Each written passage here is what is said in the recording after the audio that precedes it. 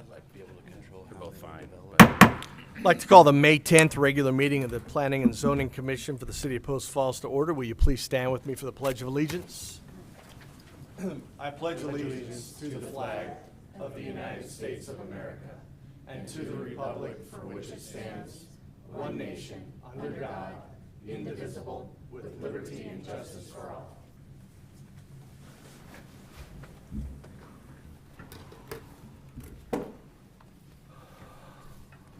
All right, again, a reminder, if you brought your cell phone in with you, will you please put it on at least vibrate, if not silent, or maybe just shut it off, and we will get things rolling. We'll start with roll call.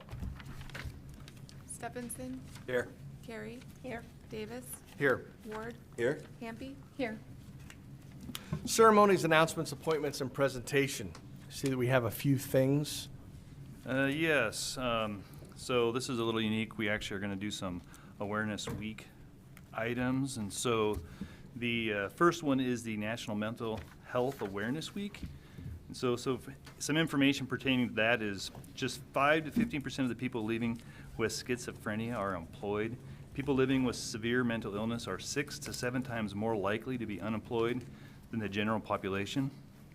People who are homeless are 4 to 15 times more likely to experience psychosis than the general population.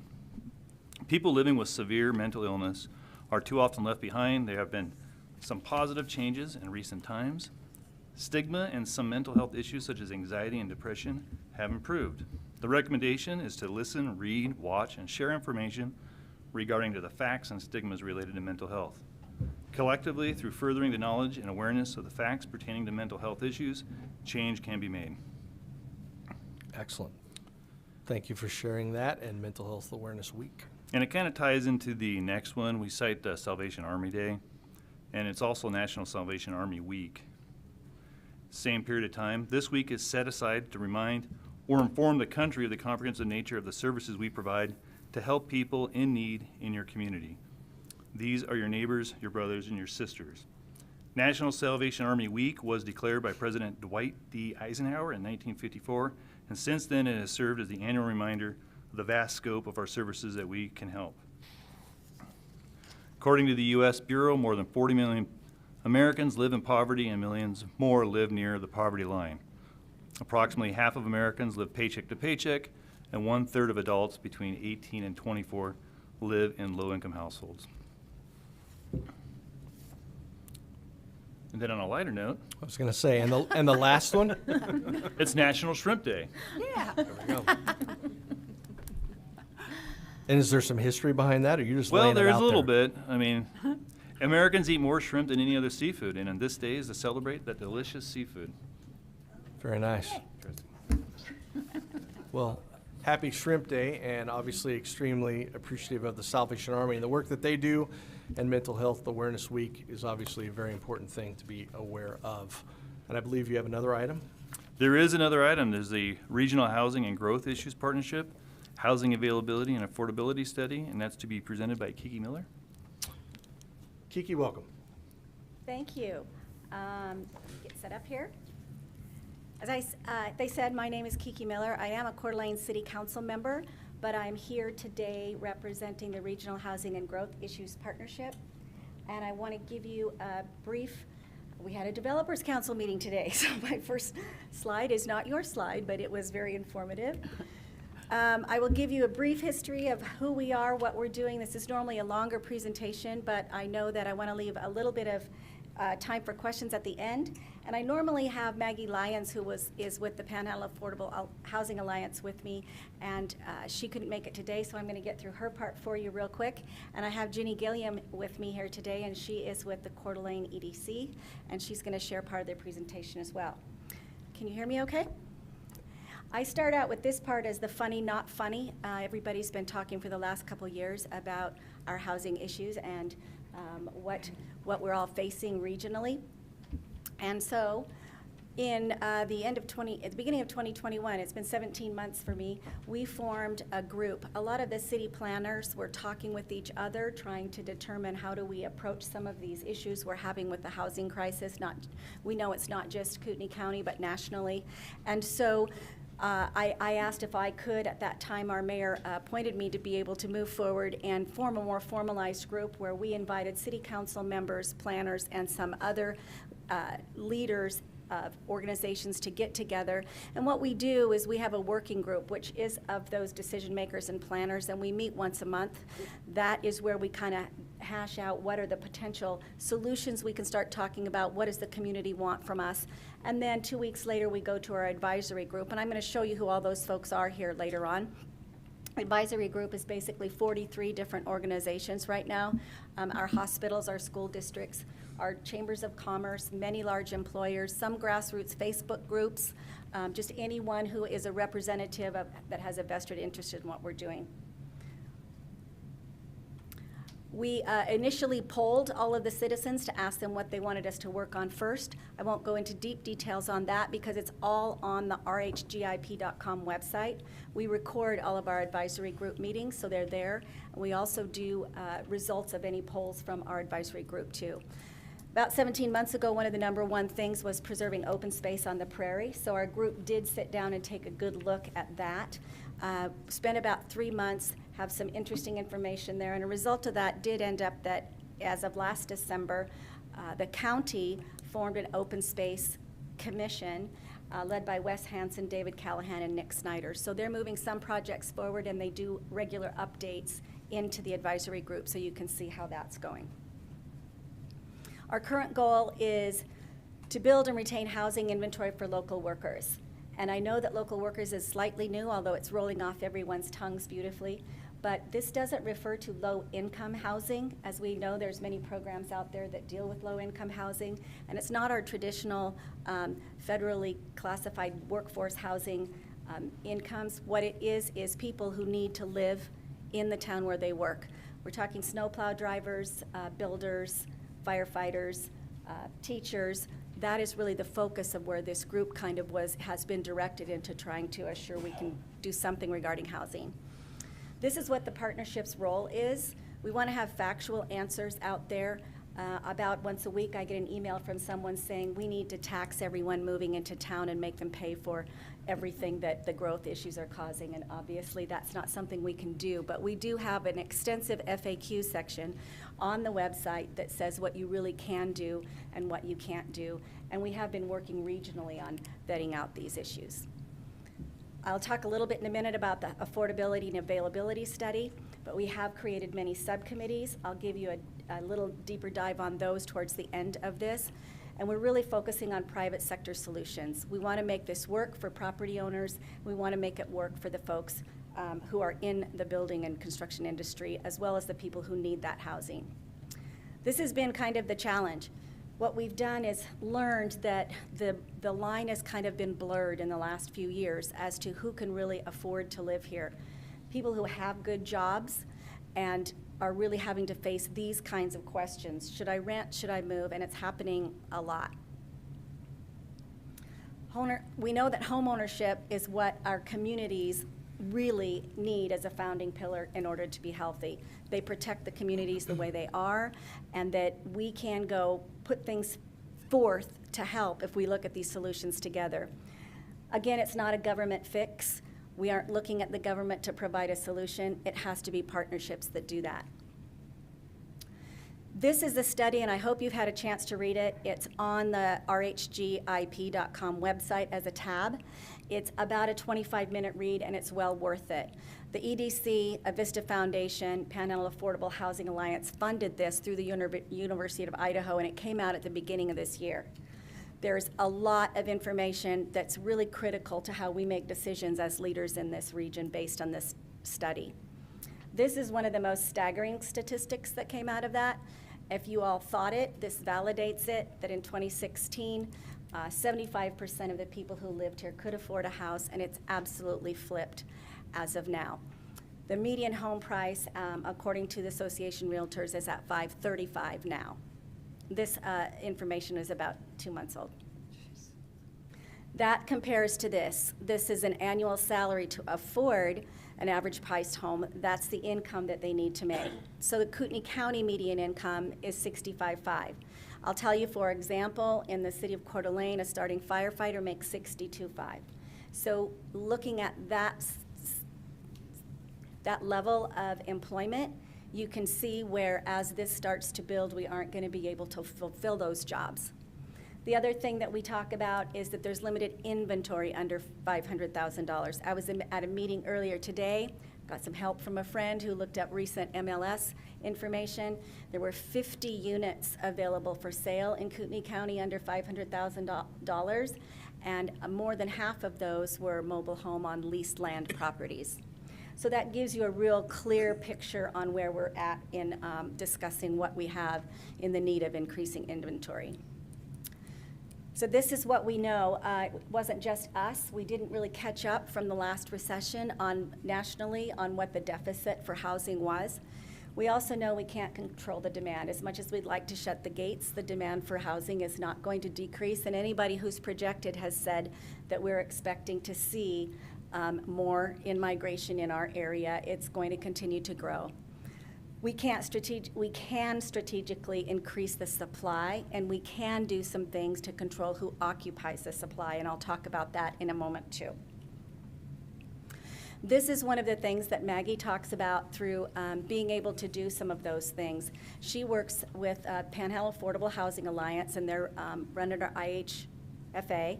And this is one of the things they were able to do, I believe, in Post Falls, where they brought a land purchase together, where they were able to do part cash and then a tax-deductible amount for the difference to the fair market value for the land, and they're building low-income housing on that project.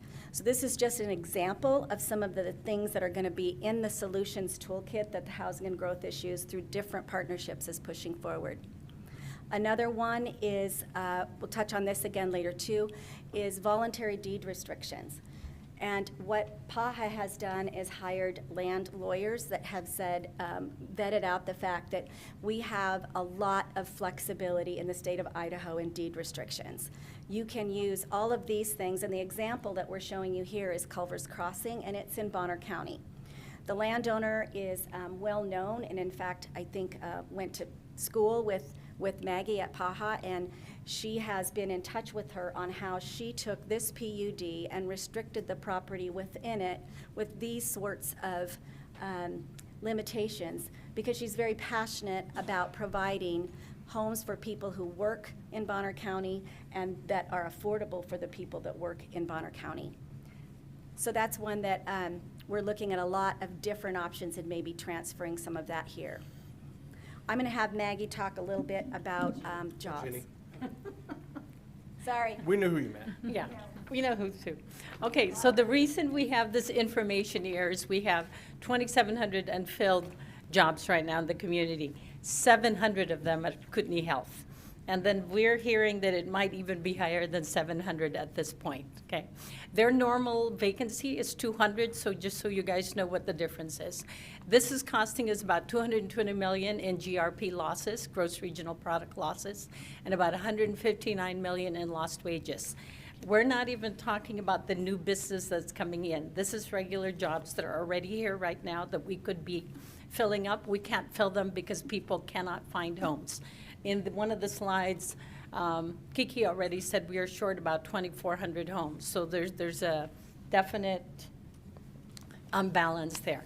So current residents are being displaced. People cannot find replacement workers for the ones that they're not, they're retiring, they're moving to different places. People cannot replace them because they cannot find a home. So it's also unaffordable for our children, our children's friends. We're going to end up switching our community if we don't address this issue very quickly. And we do have to start now. There's no returning back to the historic prices. They are projecting some corrections in the next probably 12 months, but not enough to put us back to even 2016 prices. So this partnership that we're building right now, we're trying to find some solutions so that we can move forward and figure out how to address the needs that we have, immediate needs right now for existing businesses. We're not even counting the ones that are coming in yet. And then I'm going to hand it back to Kiki at this point. So that was me being Maggie and Kiki and Ginny. What I'd like to point your attention to is that on the website, there's a solutions toolkit. And as each one of these in the drop-down box, we are going through each one of these and vetting out what's legal, what we can do, and regularly updating these. These are for our city decision makers as well as folks who are landowners and developers to say, is this something that's applicable to some project I have coming up down the horizon, and can I work together to try to solve some of the problems here? This is where I wanted to touch base and give you some really fast, a flyby update of where we're at. I mentioned the Open Space Committee that was formed under this group and what their work is doing. We do have a schools subcommittee that was formed. That's one of the things that people had talked to us about. That's being led and with input from all of the superintendents from the schools. They're talking about everything from, do they need to move more work into legislative action to fund and build schools? Where can they be the most effective? And there's also some models for some land trust development that are coming out of discussions from other states that have successfully built portfolios for housing faculty of local schools with limited equity and increases and long-term employment agreements.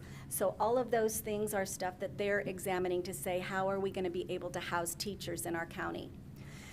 Just this last month, the HomeShare Kootenai County project was launched. You can go to homesharekc.org. They decided to go with it being its own nonprofit rather than moving within another pass-through organization for them. They are a program that is it is for matching anybody who has additional space in their home. Could be an empty nester, a snowbird, somebody who's recently widowed or divorced, or somebody who just needs a little extra income and happens to have a large home. There's also home seekers. That could be anyone from college students to retirees to somebody who's a renter, somebody who's here, maybe a traveling nurse or a short-time worker. So this program is designed to vet folks out, put profiles together, then have an ambassador who helps make those matches so that we can utilize current inventory for people who have the space and people who need the space. There's a rental survey going on, being conducted right now, and that's being done by CDA 2030. The goal and needs for what the current rental waiting list is in what price range, as well as what's available currently and what's coming down the pike, is going to be a thumbnail sketch of rentals, and that's going to be a supplemental to what happened with the housing affordability and availability one. The resident-owned communities is one that it's very small, but it could be very significant. What it does is it goes through a national corporation that has the ability to convert mobile home parks into tenant-owned properties. So they have the templates, the financing, and the deed abilities to do that. And Carrie Thorson is working with a representative from that organization to talk to those mobile home park owners. So if the opportunity for them to sell comes up, there's a way to convert those homes and not have them sold. We're doing some funding through the Coeur d'Alene Association of Realtors. I'm actually really excited about this one. I know I'm taking too much time, but this one is one that there's already a foundation in Idaho, and it's called Home Partnership Foundation. It's been around 16 years, and what the Association of Realtors is doing this coming Friday is forming a task force that will be doing some marketing on legacy properties, as well as some funding that can go into that foundation. That foundation can earmark that money to come back to buy downs for individuals on specific projects, or funding specific projects that can provide that local worker housing niche that we're looking for. So that's just one revenue source that we're developing now, and it's going to take some time to do that. We're still doing our outreach, and next month I'm starting the Public Safety and Healthcare Worker Housing Committee. Their goal will be to get the accurate information with projections from the people who live here on how public safety and healthcare deficits in housing are going to affect us all as a community. There's a weekly update on the website. It has a little button right there on the home page. It's one page long with about 5 paragraphs. Anytime that we move through one of our meetings, you can just go to that page, get caught up on what these subcommittees are doing without going through each one of those sections in advance. We want to talk to citizens, volunteer, assist us with research, read those FAQs, share them so that if there's some that are missing, we can update that. and support solution-oriented discussions. We're all in this together, and we're really trying to make things work. How the cities and counties can help is this page, and I'm almost done, I promise, but we have had some in-depth conversation about a lot of different amendments, codes, things that we can talk about. There's a tiny home village discussion ongoing in Coeur d'Alene that's looking very promising. There's conversations regarding developer agreements that all the planners have mentioned.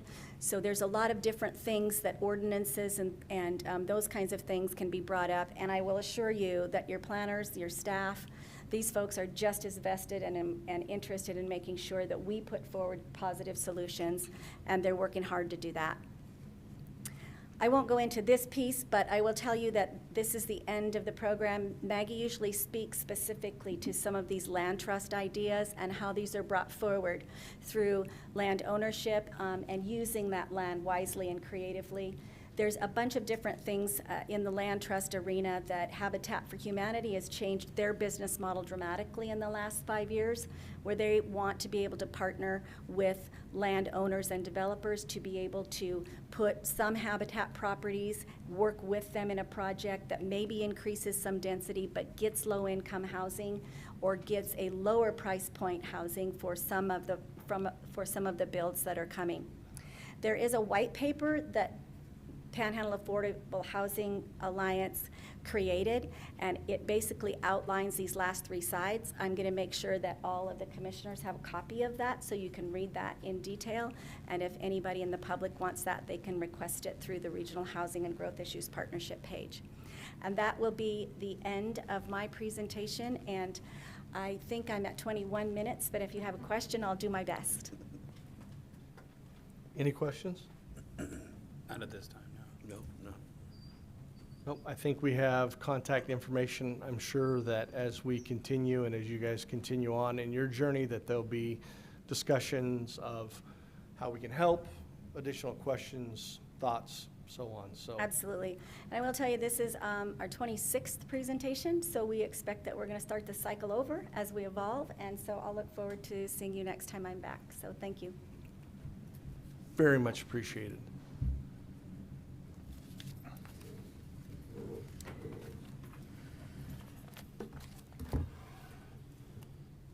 Mr. Manley, any amendments to the agenda this evening?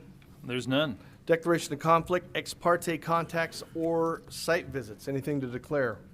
No. No. Nope. Seeing none, okay. Then we'll move to the consent calendar. Yeah, item A is the minutes from the April 12th, 2022 Planning and Zoning Commission meeting. Item B is the reasoned decision from Stone Throw Subdivision, file number SUBD 6, 2022. Item number C is the reasoned decision from the Well Springs Addition Subdivision, file SUBD 1, 2022. Item D is the zoning recommendation for the Well Springs Annexation, file number ANX1, 2022. And item E is the zoning recommendation for the Morris Annexation, file number ANNX13, 2021. Okay, hopefully everyone had a chance to review.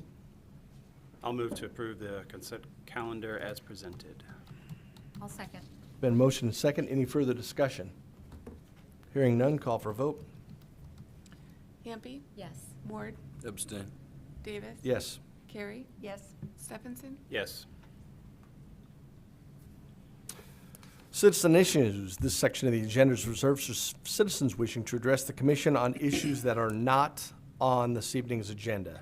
Persons wishing to speak will have 5 minutes. Comments related to the pending public hearing, including decisions that may be appealed by City Council, are out of order and should be held for that public hearing.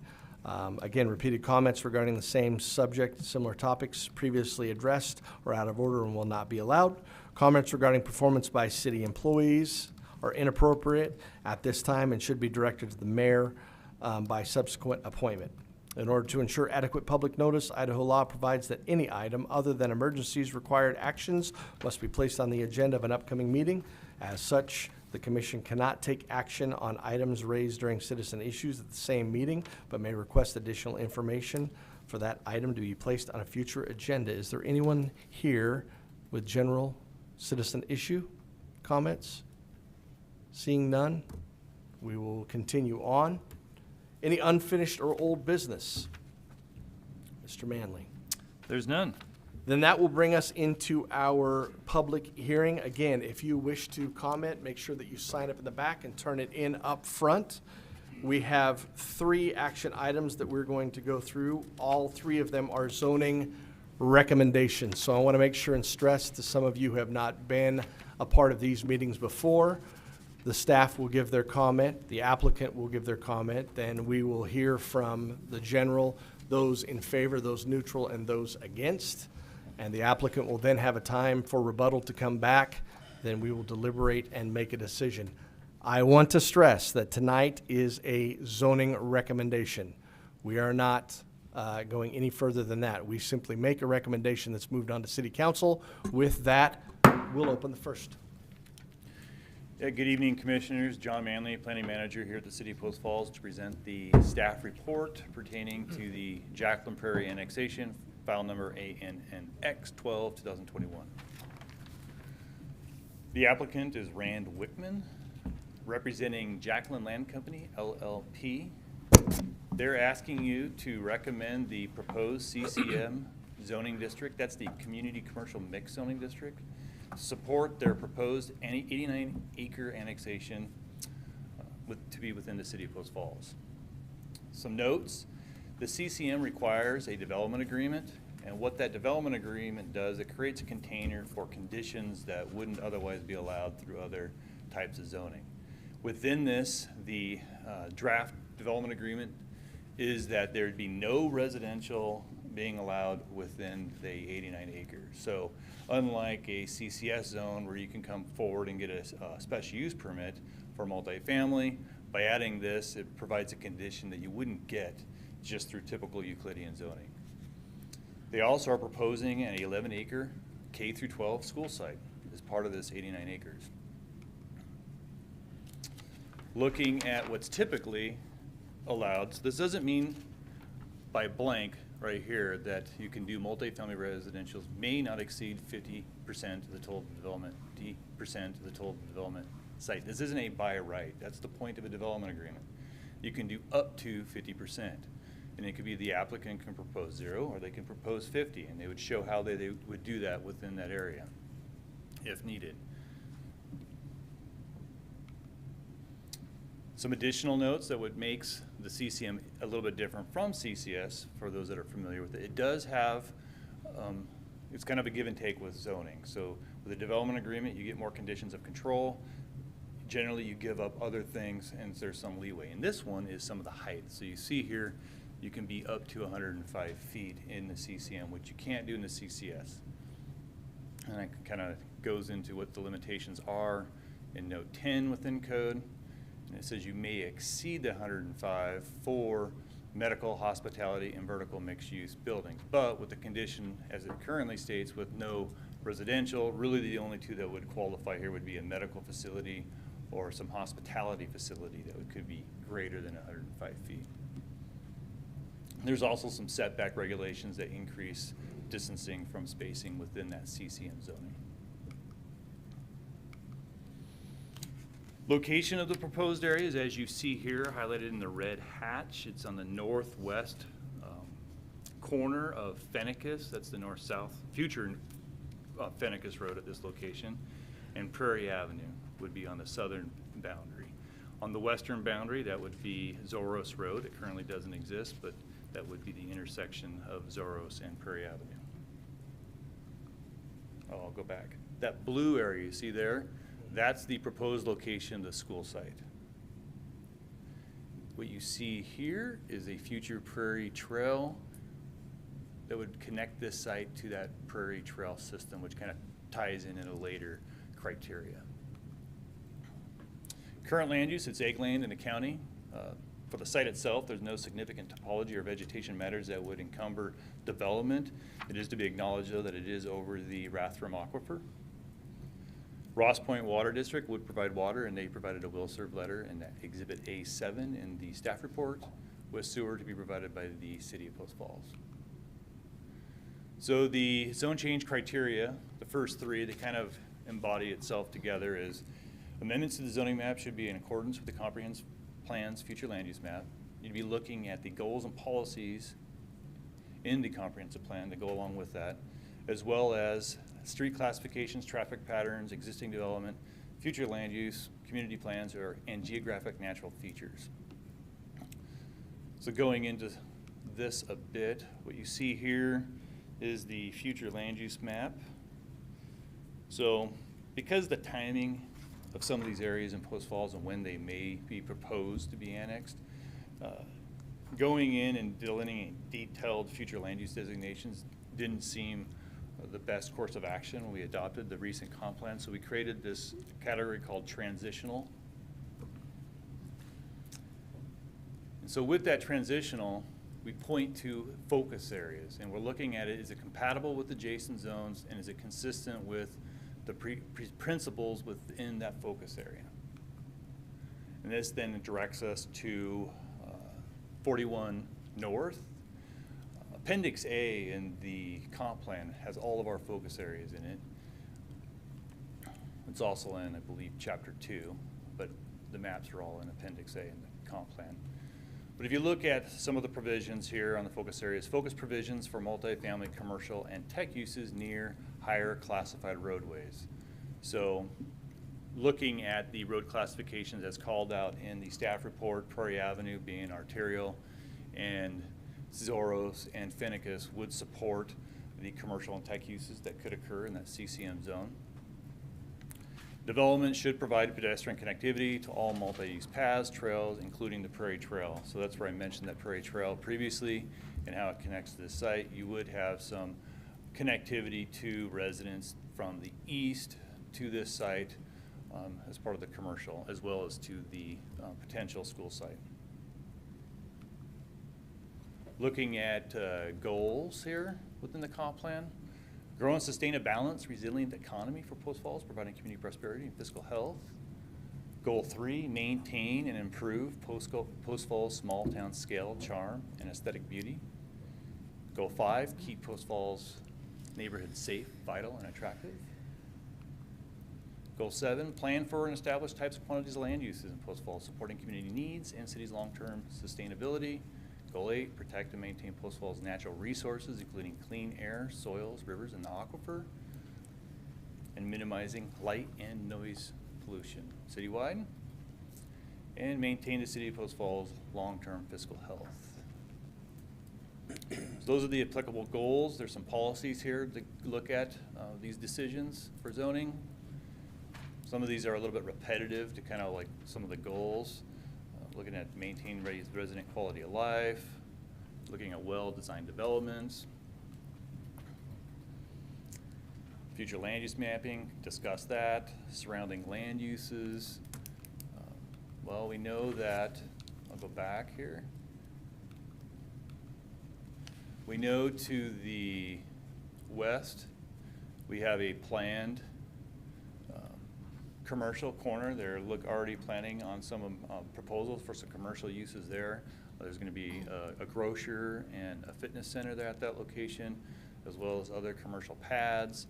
And then to the west along 41 is designated business commercial along the east side of 41, which more than likely, we have no plans at this time, would bring a mix of, proposed mix of commercial, and I could see potential a mix of housing product on the backside of that.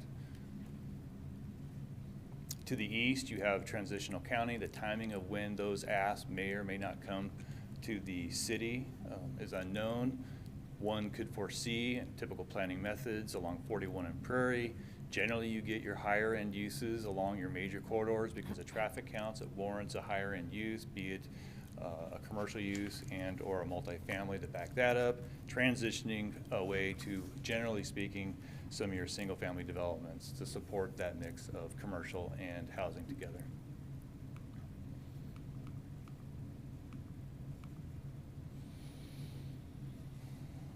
Infrastructure and service plans was detailed within the staff report, and if there's any questions regarding that, Rod Paulus, the Assistant City Engineer, is here to talk about some of the infrastructure elements that were cited in the staff report that would support this proposal, as well as the future traffic patterns. Encourage development patterns that provide suitable scale daily needs, service, walking, and distance to residential areas, allowing a measure of independence for those who cannot or choose not to drive. I already mentioned the Prairie Trail that would connect some neighborhoods ultimately once developed, as well as with development, you do get some multi-use trails and sidewalk systems that connect residences and commercials to each other, as well as generally bike lanes. Encourage the development of off-corridor access and circulation for commercial and mixed use areas abutting limited access arterials, and that may be met by the facilitation of Fennicus and Zoros. So that kind of wraps the first three criteria, and then looking at the last set of three. The fourth one, commercial and high-density residential zoning is typically assigned along streets with higher road classification. I already mentioned Prairie Avenue. Limited or neighborhood commercial and lower density residential zoning is typically assigned for properties as they proceed farther away from higher intense urban activity. I think depending on the point in time you're looking at, circa 2000, this would have seemed like it was way out in the middle of nowhere. Circa 2020, and seeing some of the land use transactions that are occurring out there and how the corner of Highway 41 Prairie probably is going to evolve here in the short term, I would say that this wouldn't be applicable for this area at this point in time versus 20, 30 years ago. Looking at the last one, industrial zoning is typically assigned. That one there really isn't applicable as they're not looking at industrial, it's community commercial mixed. Here's the agencies that were routed. Here's the ones that we received comments from. You see Kootenai County Fire. They continue to say that they're in partnership with the city and they'll work with us through site development and subdivision to get their access and control points. Police Department, they were neutral. Highway District, they requested a right-of-way dedication of 60-foot minimum from Centerline on Prairie. In speaking with Rob Paulus, he said this would be met with the development of the property to dedicate the appropriate right-of-way and development of it. DEQ commented they had no environmental impact concerns at this time. Kind of wrapped up those items. Any questions for me? I do. We talked about that they had agreed that the applicant had agreed that no residential uses are proposed for the site, and the owner will agree to a provision in the development agreement that prohibits residential development on the subject property. So, and I read that that was part of our packet, that development agreement. That was not in the development agreement that I saw, or did I miss it? Is it in, because I could have missed it. We had a lot of pages. That's the intent. Ultimately, that's what's going to be delivered to council, and council will approve that as part of their, or deny the annexation. Though, for their consideration of annexation, we're going to have a draft. Okay, so if it wasn't in there right now, the intent is to put it in there before it goes to And you city. can condition a motion forward accordingly. I thought I could have missed it, but I just wanted to touch on that and be clear. Okay. I thought I had saw it, but I don't know. And once again, if there's other items that come out of this, you guys can forward a recommendation or a denial if you wanted to forward a recommendation to zoning, you can add conditions that would be added to that development agreement that wouldn't otherwise be in city code. Once again, that's the difference from a development agreement in mixed zoning versus Euclidean. Euclidean doesn't give you that chance. Right. I Other could- questions for John? Yeah, just one quick, so 105 feet, by comparison, how tall are we looking at? Something that's built How around many here? stories? Each story is generally about, on a multi-story, it's probably about 10 feet. So you Bottom can- stories are generally 10, 12. So that could be a 10-story building, More than likely, I would guess an 8. 8? Because you're going to have a roof pitch, Sure. and you have to have, pitch to Okay. it. And I see, Yeah, I did want to point out the Article 5.2 in the development agreement. Oh, it is in there. Owner agrees not to construct any residential land uses on the property. Okay, and with the 200-plus pages we got, I probably missed that. Can I ask one more question, if you're finished there? Yeah, that's good. Yeah. Under the sanitary sewer, the city does not warrant that sanitary sewer capacity will be available at the time the owner requests connection to the sanitary sewer system. So what exactly does that mean? It just won't be available, and so it'll just, development will stop until That's why we they have can? Rob. Okay, thank you. Robert Pauls, Assistant City Engineer. Commissioners, that statement is somewhat of a boilerplate statement. It applies to any project that we have come before us as an annexation. At today's date, if it was built, we would have the capacity to handle what they are proposing to do. However, if they were to be annexed in today, they don't develop it for 3-4 years, we don't have control over everything else going on in the city of Post Falls. Regulatory changes could occur. We do know, as was discussed in the staff report, that there are some sewer limitations down at the 12th Avenue lift station. City of Post Falls is moving forward and is tentatively scheduled to build those necessary improvements in 2025. The study that they did for this project showed that there should be enough capacity between what this project is looking at potentially doing and the other developments that are in the area, that we should be able to have the capacity to handle growth through 2025 in the Highway 41 corridor. But there's never a guarantee. So we always hold that back to say that we have it today, but a year or two from now, if things change, we're not obligated to provide that to you. That was my question. Okay. Perfect. Other questions for Rob while he's up here? No? Okay, thank you. Any other questions for John? Nope, No? I'm good. Okay, thank you, sir. We'll go ahead and invite the applicant up. That's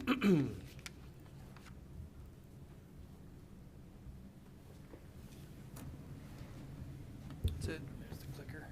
Exchange your mouse. Okay. Good evening, Planning Commissioners and staff. My name is Rand Wickman. My address is 2992 Gotham Bay Road, Harrison, Idaho. I'm pleased to be representing the Jacklins tonight, Jacklin Land Company, in this application. Thanks to staff, it took us a little while to get to this point. A lot of work went into this application, and staff has been very helpful as always. And so John did a great job with his presentation. I will try not to duplicate much of what he went through there. So let's see if there we go. This is the area of the annexation. You've seen it on the overhead. I know you're all familiar with the Jacklin farm buildings back there. And so that is just outside of the annexation area. I don't know, does this have a laser on it, pointer? Is that the middle You button? just use the mouse. Oh, Yep. okay.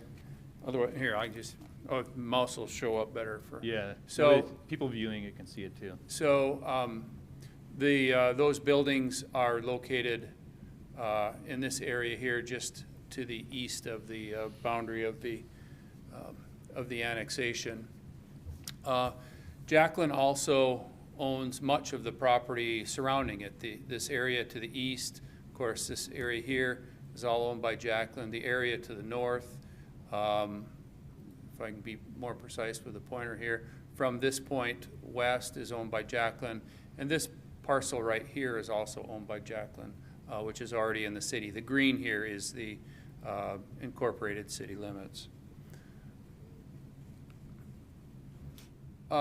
John showed you the future land use designation. This is transitional, and we took that seriously, I guess, in our considerations here.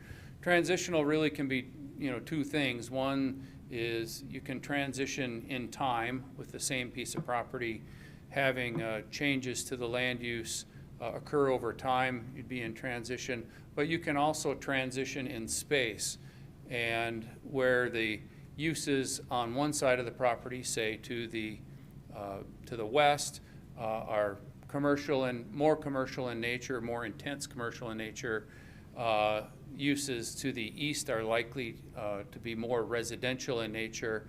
And this property, we think, will serve as the transition between those two kinds of uses. And that was an important part of our thinking in applying the CCM zone to it. Again, the proposed annexation, this is your existing zoning map with the annexation showing as CCM.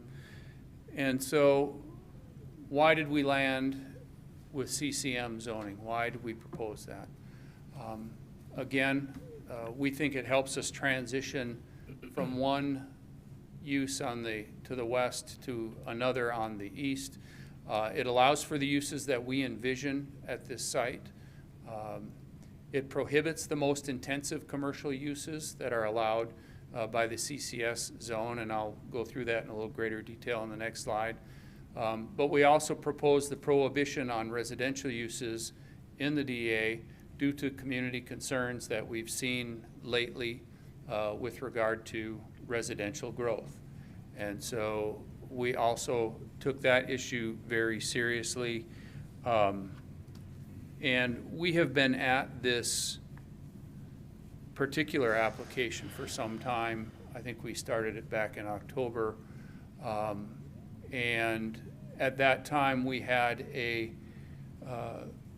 potential buyer that was going to acquire a significant portion of our annexation.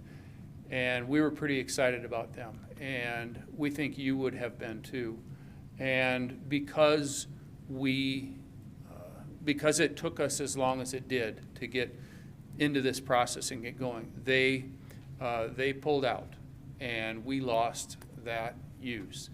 And so we are looking for what is the shortest path to get into the city to be able to be prepared for a similar use if it comes again, or something like that. And so that is the primary reason we have not proposed residential uses, or we have proposed the prohibition on residential uses.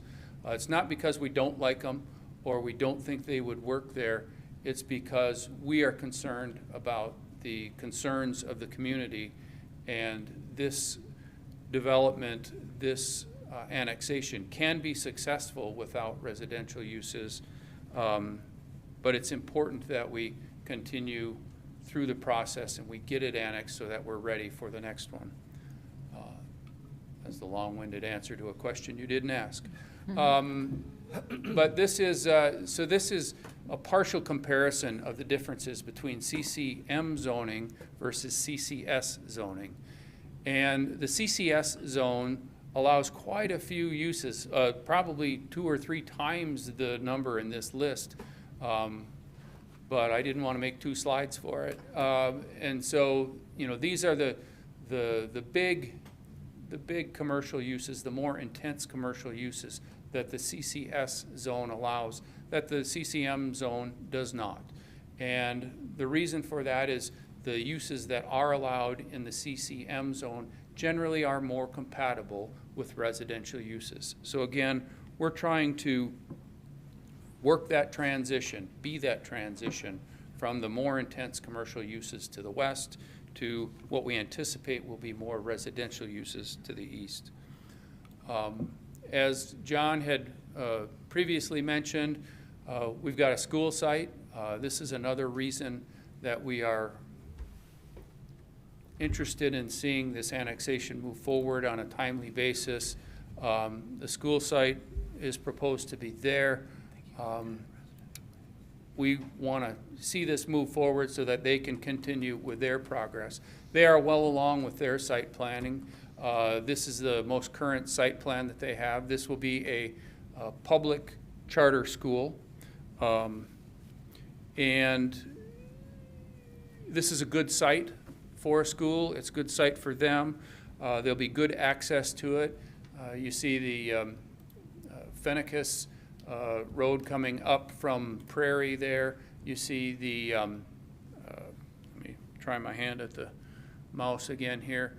You have Fennicus here going north. You've got the Prairie Trail going more or less east to west.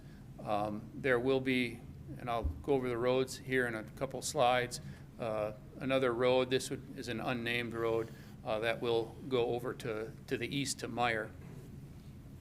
I expect you're going to hear more about the school in other testimony tonight, and so I won't go through that in greater detail, but I believe we've got some school proponents here that will probably testify as well. The development agreement, I know you don't normally talk a lot about development agreements at the Planning Commission here, but Commissioner Hampe had the question about the restriction on residential development. Yes, it's in there. This development agreement, it's mostly standard requirements, stuff that you see in most of these development agreements. There are some specific provisions related to wastewater, and Rob addressed those. We have numerous specific easement and right-of-way dedications in there. I'll touch on that a little greater in the next slide here.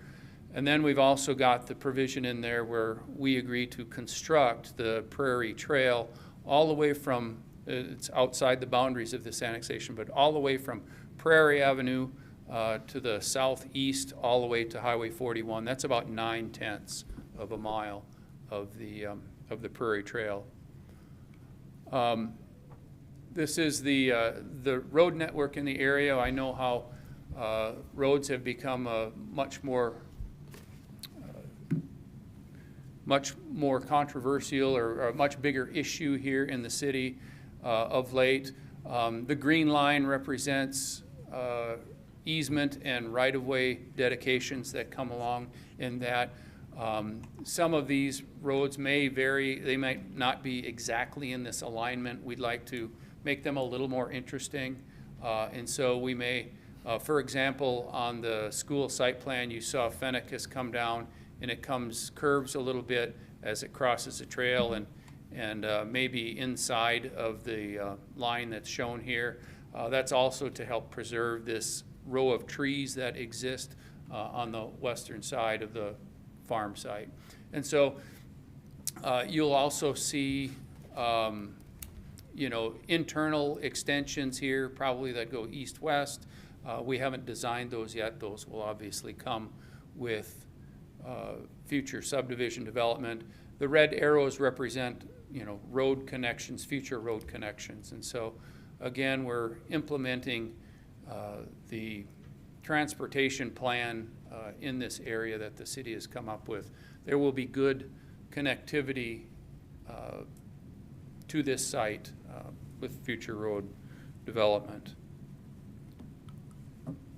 In closing, we believe that the request meets the approval criteria. It certainly squarely matches up with the designation of transitional, as I probably beat to death.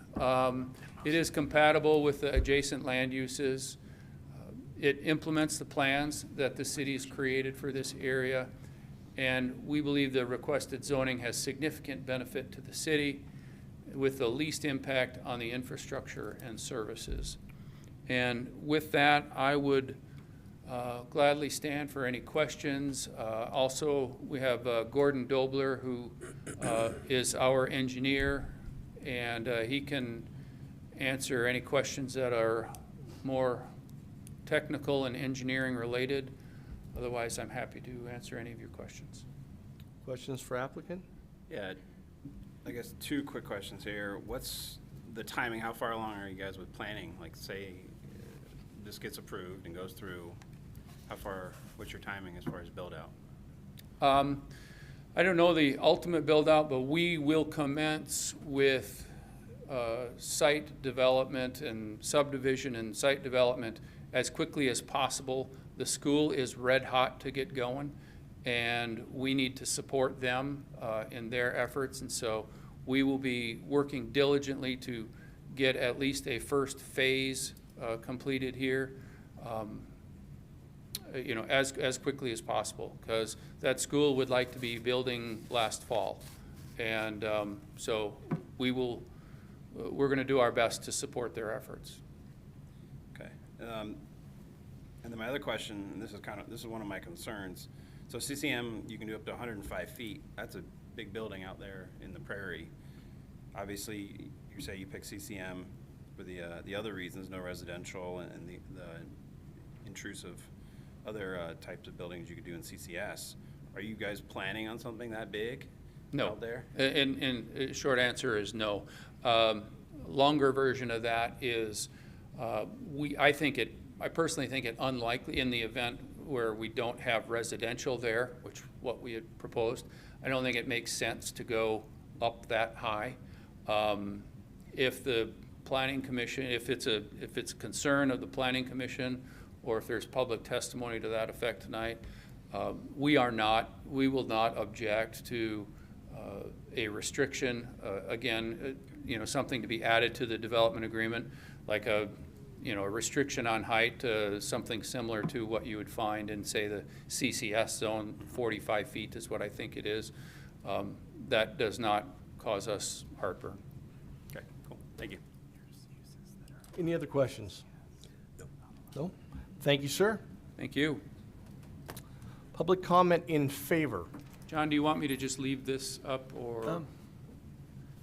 A quick correction with the slide on the uses that are allowed in the CCS and not the CCM. One of the problems with having a land use table, you can have a lot of columns. I believe that there is a kind of a read from the residential mixed and the community commercial mixed. Some of the uses that actually that are allowed in the CCS but not allowed in the CCM would be like a glass manufacturing, a salvage yard, airport support, racetrack, common crop production, slaughterhouse. But generally speaking, most of the commercial uses in the CCS are allowed in the CCM either by permitted outright or through a special use permit. Just wanted to make that correction at this point in time. Okay. Make note of that. Thank you.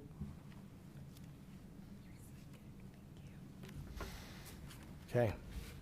Back to public comment. Those in favor. Or are you going to bring everything up to me?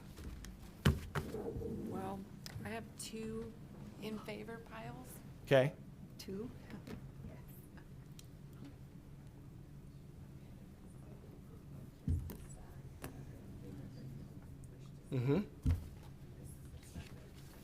Perfect. All right, in favor, not wishing to speak, Wade Jacklin. Great use of land to provide commercial and retail services for folks in Rathdrum and Post Falls, helps eliminate traffic with services that are closer and more accessible to many area residents, more job opportunities for locals. In favor, not wishing to speak, Sean Howell. In favor of this annexation and of the school that is involved. This is policy 10.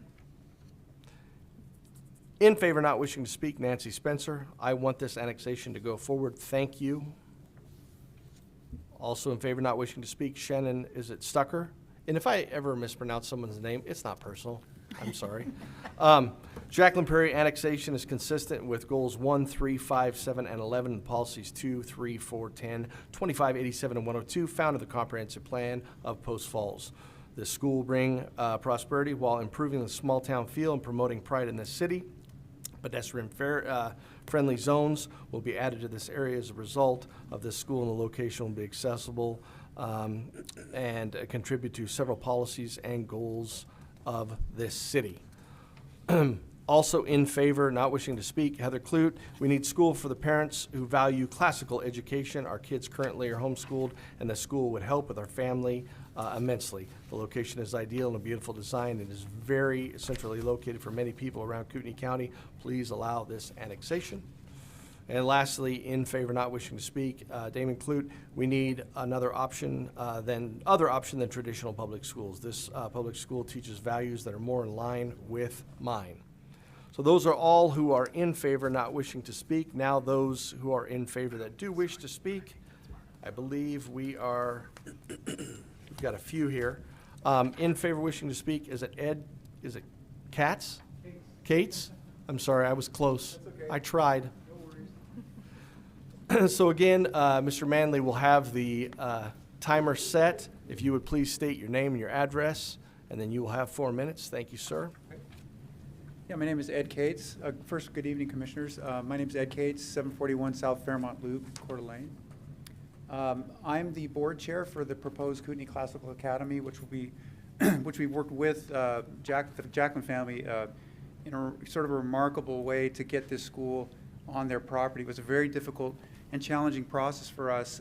We started in 2018 with a board of volunteers. It takes about that long to get the school chartered through the state.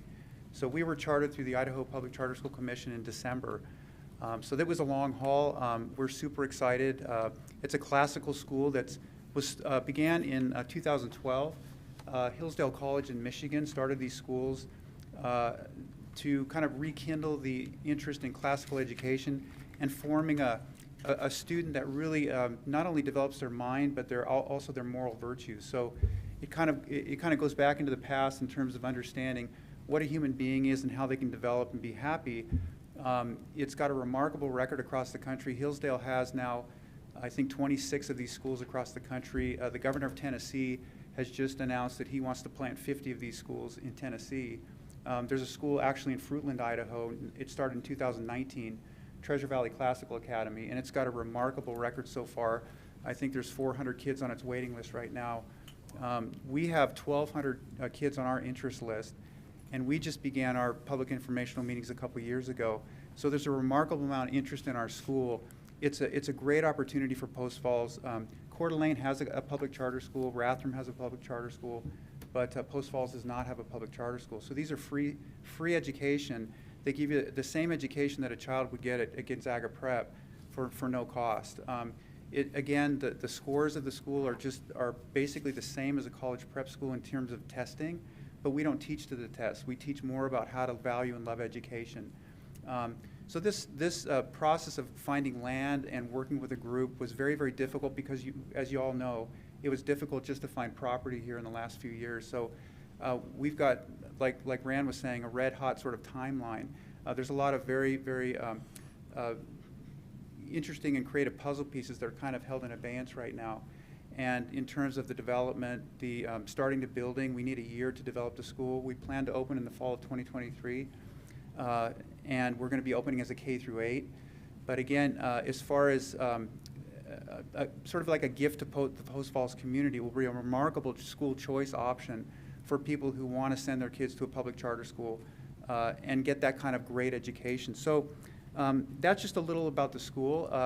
We've got a great number of people that have been helping to work on this, but as far as the goals and policies for Post Falls, we really believe it's going to help. For example, goal number 11, which is to sustain and expand Post Falls arts, cultural, and civic environment. So these schools also have this wonderful community outreach. So we have, musicals, orchestras, public lectures, even for parents to come in to see great lecturers from around the country that often are instructors or teachers at Hillsdale College. So it provides that kind of community interest in education and what's going on in the school. So it's very open to the community as far as the civic environment and improving the culture and arts in the city. And also in terms of the policies, Rand went over some of the policies, but policy 3, 4, 10, and 25 are quite a bit about access to the school. So the trail, the Prairie Trail, is going to be a wonderful opportunity for kids to ride their bikes to school. I mean, that's something I did years and years ago, but to have that opportunity not to have to drive your kid to school, but be able to ride a bike and use that Prairie Trail as far as access. It's going to, again, for policy 102, nurture the sense of community pride that Post Falls residents feel for their city. Again, the schools right now are at capacity. If you look at the percentages of kids that are over at all the local high schools, Coeur d'Alene High School, Post Falls High School, Lake City are all over 100% capacity. Hayden Canyon Charter School, I think, has 350 kids on their waiting list. So I think as far as Post Falls, you know, having this opportunity, it would be a great and welcome and remarkable sort of education that anybody could get at all levels. So, we're just. Sir, your 4 minutes Sure. is Thank up. you very much. I appreciate it. Yeah, I could talk all day appreciate the about the school, passion. but No, Does thank anyone you. have questions, or? No, I think Okay, we're thank you. good for the comment. Thank you very, very much. Also in favor, wishing to speak, is it Michael Burgess?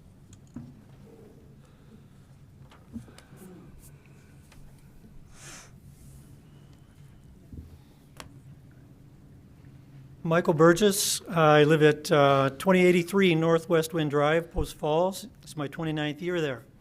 Had just used about half of what I had here, but I can't take it out in an effective way, so I have to be slightly redundant.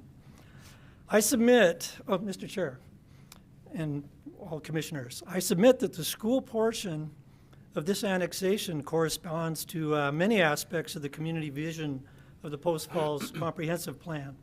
You've already heard Goal 11, sustain and expand Post Falls arts, cultural, and civic environment. Policy 102 reads, nurture the sense of community pride that Post Falls residents feel for their city. I'll get to that one in a minute. Policy 10 reads, prioritize locations of schools in areas with access to arterial and collector streets, ample sidewalks and pedestrian access, cost-effective access to necessary utilities and services. So, all that being said, our ideal is to put a single-level school adjoining the Prairie Trail bike path and to have enough land for a soccer field with a regulation track. Jacklin Land Group considered our needs. Our needs exceeded what we dared hope for, but they found a way to make that happen. Can anything be better bordering the Prairie Trail there and the iconic Jacklin facility silo than a school with a proven high-performing curriculum model that is for every kind of student? Will this annexation facilitate beneficial growth? Yes. Post Falls is the only major town in our area with a high-performing, or without a high-performing charter. The school will be a treasure for our community. We have a waiting list, as it was said, of 1,100, hoping to fill the 428 seats that we open with. Area schools are over capacity. The national graduation rate of our 25 sister schools that are presently operating is 98%. Kindergarteners learn to read at the second grade level at the end of their kindergarten year. That's really big. Special needs students typically exceed their independent education plan, if you know what that is. Grade school children memorize the Declaration of Independence. Parents are pleading with us now not to advertise it anymore and not talk about it anymore. So envision with me the first time that veterans at the soon-to-open Veterans Home here in Post Falls have a visit with these young children. In your minds, hear that group of children reciting the whole preamble to the Declaration of Independence. I submit to you, that's not only preserving the feeling of community, it's growing the feeling of community. And remember, roughly 38, 41%, depending on who you listen to, of Post Falls residents are retired. A large percentage of these served in the military. So this will be, again, the second Hillsdale College certified classical curriculum in Idaho. The award-winning BCSI model is not for exceptional or elite students, it's for all students. The school will be an example of what any kind of student can accomplish. The feeling of community will be grown and preserved. The growth is beneficial. It adds an ideal option to the goal of educational opportunities for every kind of student. The presence of the school is consistent with the future land use map, and it balances land use to help Post Falls remain a desirable, stable, and sustainable community. It's just what the community needs. I venture to say, of all the decisions you make as commissioners, few will hold a higher place in your just pride and for generations of children and their grateful families. Thank you, Mr. Chairman and Commissioners. That is almost perfect timing with 4 minutes. Very well done. Thank you. Also in favor, wishing to speak, Gary Redder.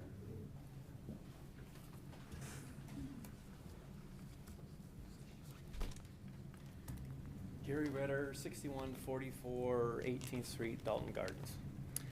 I'm the owner-operator of the Peak Health and Wellness Centers. We have 3 gyms, Hayden, Coeur d'Alene, and Post Falls. Full-service clubs offering tennis, pickleball, racquetball, group fitness, everything. Our current Post Falls location is at 927 East Polson Avenue, right next to the Super One. Our new location is going to be the fitness center that someone talked about earlier in the Prairie Crossing Shopping Center adjacent to the Jacklin property. I'm here to speak in favor of the commercial zoning of the Jacklin property under consideration tonight. It will complement the adjacent property. We selected that site because Highway 41 in Prairie will become a regional commercial hub. It will allow our members not to have to drive to Hayden, Coeur d'Alene, or down 41 towards I-90 to reach our existing Post Falls facility. This will actually alleviate a lot of the traffic issues that our area currently has. Thank you for allowing me to speak tonight. Thank you, sir. Also in favor, wishing to speak, Rosaline Scantus? Was that close? Yes. All right. That was close. That was good. Most people don't say that. I almost got 3 in a row. Hi, I'm Rosaline Scantus, and hello, Commissioners and Chairman.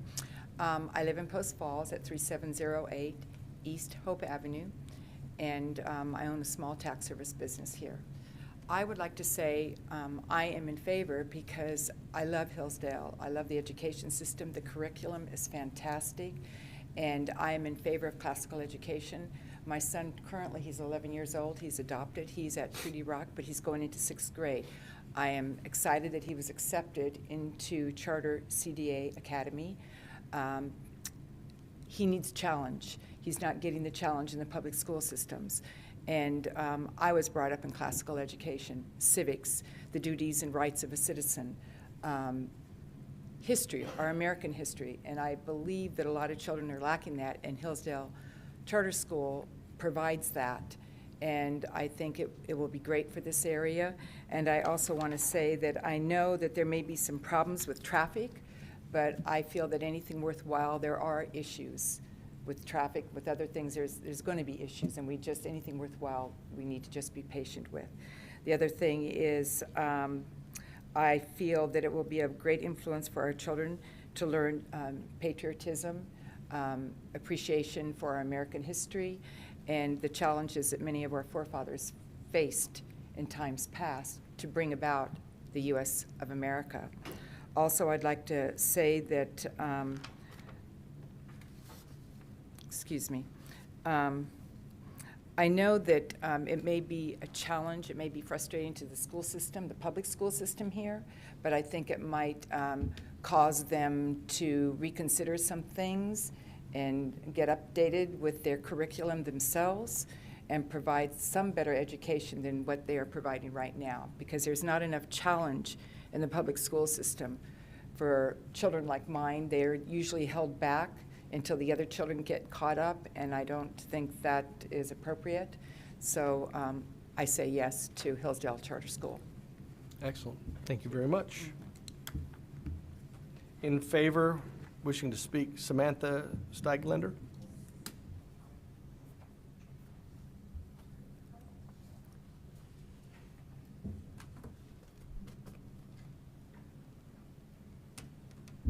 I will note that her in favor had 2 exclamation points. Yes. Hi, Commission. Samantha Stigleader, 3338 North Knob Creek.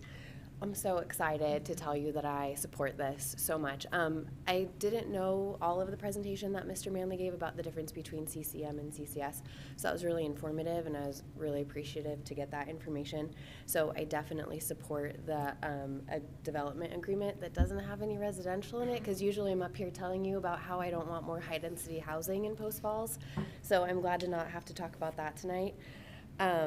Classical education. Did you hear like the 12 minutes that we just listened to about how amazing it is? There's a classically educated child back there. When he realized that that's what we were talking about, he gave me the most excited face, because at 8, he knows that it's amazing and that it's awesome. And whether a child is advanced or not, like, it is the best kind of education. We have been blessed in my family to be able to have a parent that gets to stay home and make sure that my children get that kind of education. In Kootenai County, it's also available if you're able to pay the tuition to a private school. But this is going to be available for all children, and that's just amazing. And these are really great people that want to bring something really great to our community, and I just don't know that we can say no to that. Well, I mean, I don't get to say anything about it, but I would hope that you would not say no to it. So there you go, less than 2 minutes. Thank you very much. In favor, wishing to speak, is it Michael Scholl-Straight? That's a hard one. Shell Straight. Okay. Close. Shell-Straight. You were close. Trying. Good evening. My name is Mike Shellstraight, and my wife and I have lived here in Post Falls for nearly 30 years. We've raised 7 children here in various educational institutions, private, public, and homeschool. And we've been following the development of the Kootenai Classical Academy coming to this area for the last couple of years, and only wish they'd been here about 20 years ago, because they have the affiliation with Hillsdale College in Michigan is a great affiliation. They have a great track record, and I know the team that's on the board is doing an outstanding job of bringing the school to the area. And so I'm particularly focused on the 11 acres of the annexation. I think it addresses all the policies, Policy 10 particularly with regard to public access and pedestrian access and so forth, more of a logistical side. The other ones have talked about more of the academic and the curriculum, and I think the combination is going to be a tremendous asset to the community, and I am very much in favor of the annexation. Thank you, sir. Thank you. Again, in favor, wishing to speak, Nina Beasley.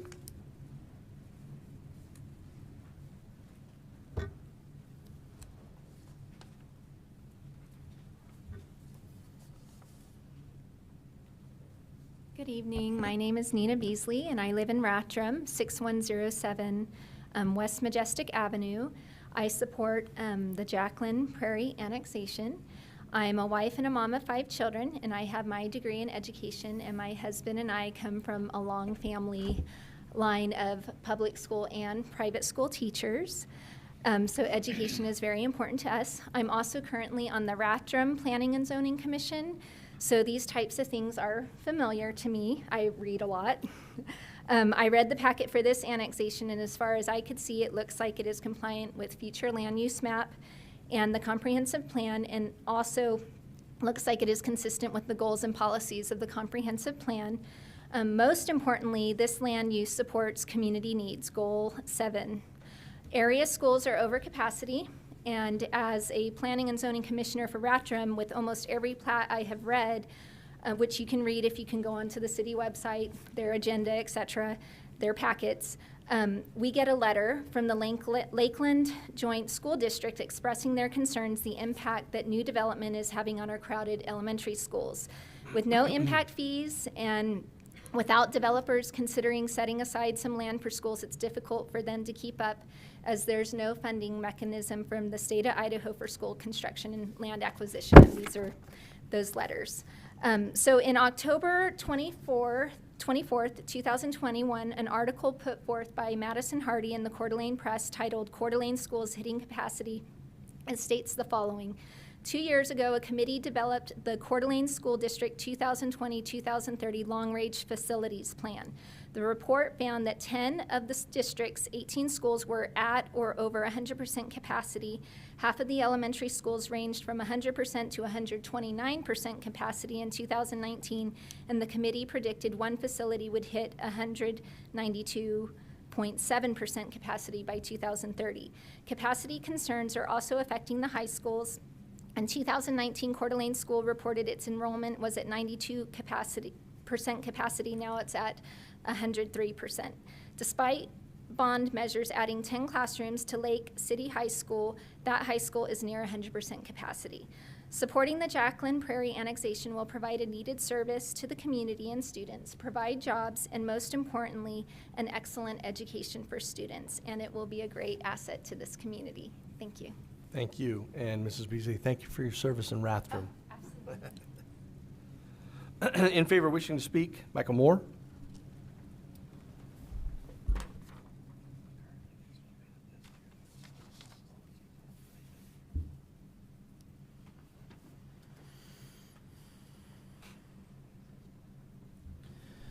Good evening, members of the board. My name is Michael Moore. I live at 6562 West Harbor Drive, Coeur d'Alene. I had the good fortune, my wife and I moved here 5 years ago from the Bozeman, Montana area, and I had the good fortune to serve a couple of terms in the Montana State Legislature while living in Montana, and also to teach at a private Catholic school, private classical school in Montana, and what a wonderful experience that was. I'd just like to echo the goals that have been identified, 1, 3, 5, 7, and 11, of course, to grow and sustain a balanced and diverse, resilient economy, maintain and improve Post Falls small town scale, charm, and aesthetic beauty. And what's more beautiful than the sound of children playing on a playground or on ball fields in a developing area?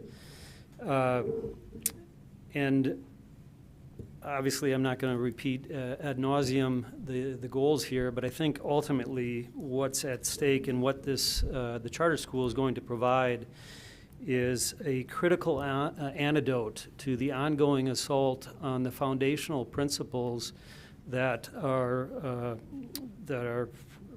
under assault again in Western civilization, and a forum for inquiry and debate with young minds. Is there anything that we need more in this day and age? I think this is a fantastic endeavor, and I urge your wholehearted support for it. Thank you. Thank you, sir. Wishing to speak, Sarah Fisher.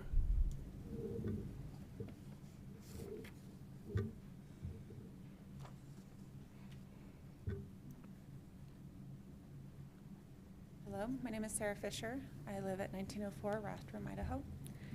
I am a homeschooling mother of 4 children. I have always homeschooled because I have never felt that there has been a good education for my 4 children. My oldest is getting ready to go into high school, and we are desperately looking at schools trying to find a way to get him the education he needs. We keep talking, my husband was raised here, and we keep talking about preserving the North Idaho lifestyle, which I truly believe is founded on character and virtue and well-rounded people. Our community needs a school that emphasizes well-rounded education and character and virtue development of the next generation, who will directly impact the standard of living here in North Idaho. Preserving the character and work ethic of the next generation is preserving North Idaho.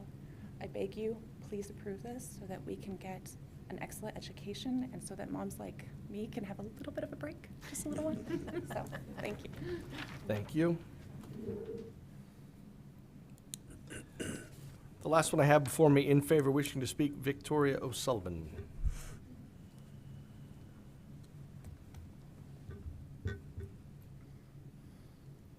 Good afternoon.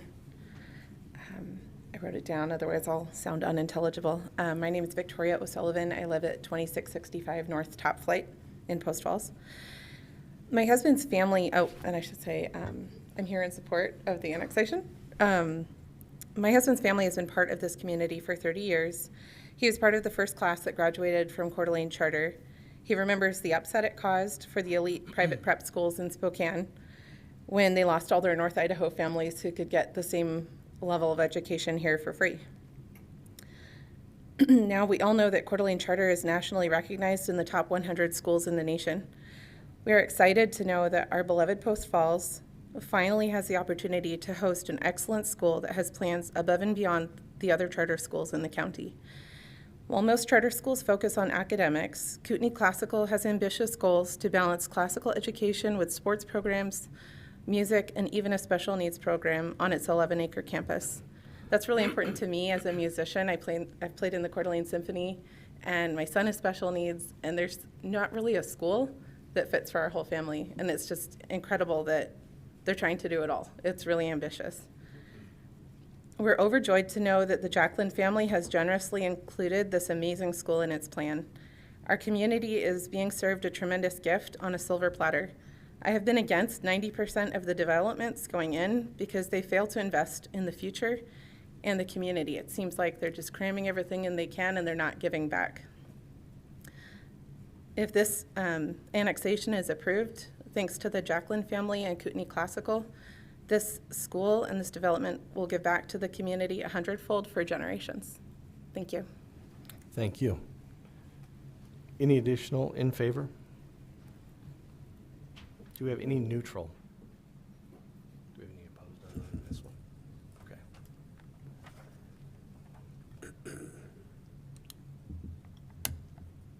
Okay. Also in favor, does not wish to speak, Dwayne Oliver. Post Falls needs a school badly, as well as local business uses. Okay, thank you. No neutral. We have one opposed that is not here that I will read into the record. Dear Planning and Zoning Commission, this correspondence is in response to the notice of the public hearing for the Jacklin-Prairie annexation, file number Annex 0012-2021 application. GVD Partners LP, as an adjacent landowner, objects to the application for the following reasons. GVD believes the Jacklin site should contain a residential component and that it procedurally improper to apply for a zoning classification while simultaneously rejecting an intrinsic portion of the requested zoning classification. Furthermore, restricting against a residential component is wrong and goes against the proper planning, as adjacent residential would help curtail overall driving miles and therefore demand on public infrastructure. In addition, it would also help provide housing for young people and other housing seekers. In summary, GVD remains steadfast in its belief that the City of Post Falls should suspend any further CCM/CCS zoning applications and/or annexations for such purpose until such time as the currently zoned CCM/CCS developments are built out in a city and able to approve zoning requests without inappropriate modifications of the zoning classification. As such, GVD is respectfully objecting to the application. Thank you, Jerry Dicker, President. With that being said, any comment from the applicant? I should clarify, from the applicant. Thank you, Chairman. Rand Wickman again for the record. I addressed the reasons for our no residential comment, and I won't belabor that. You know, certainly Mr. Dicker is entitled to his opinion on that matter. I do, more importantly to me, is I want to apologize to the commissioners for the error I had in my slide regarding the differences between the CCS and CCM zones. I did misread that table, obviously. I was looking at it during the testimony here. So please disregard that slide because there are as many errors as there are correct items on that. And so I apologize for that. And again, I would stand for any additional questions you have. And we respectfully request your recommendation for approval. Thank you. Any other questions? Okay, thank you very much, sir.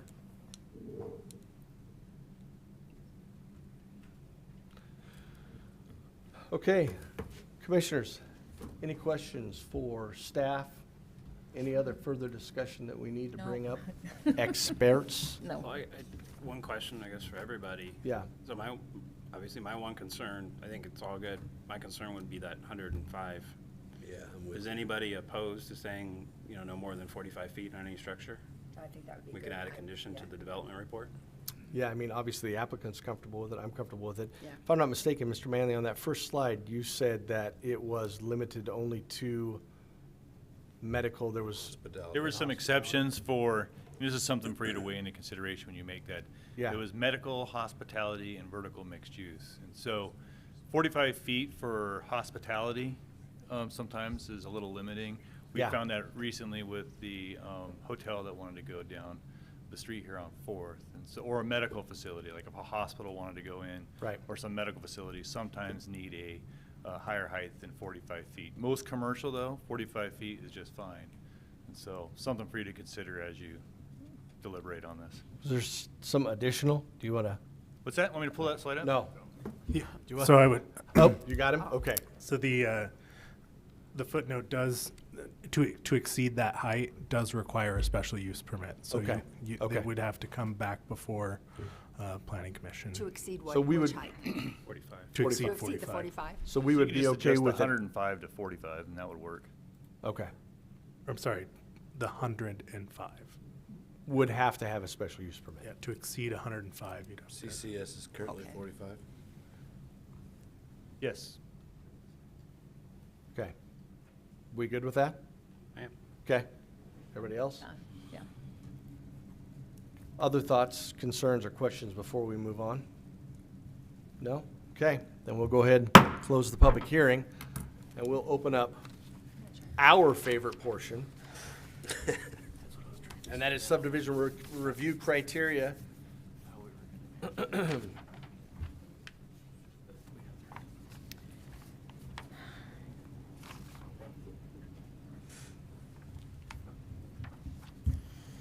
Did you pull up zone change?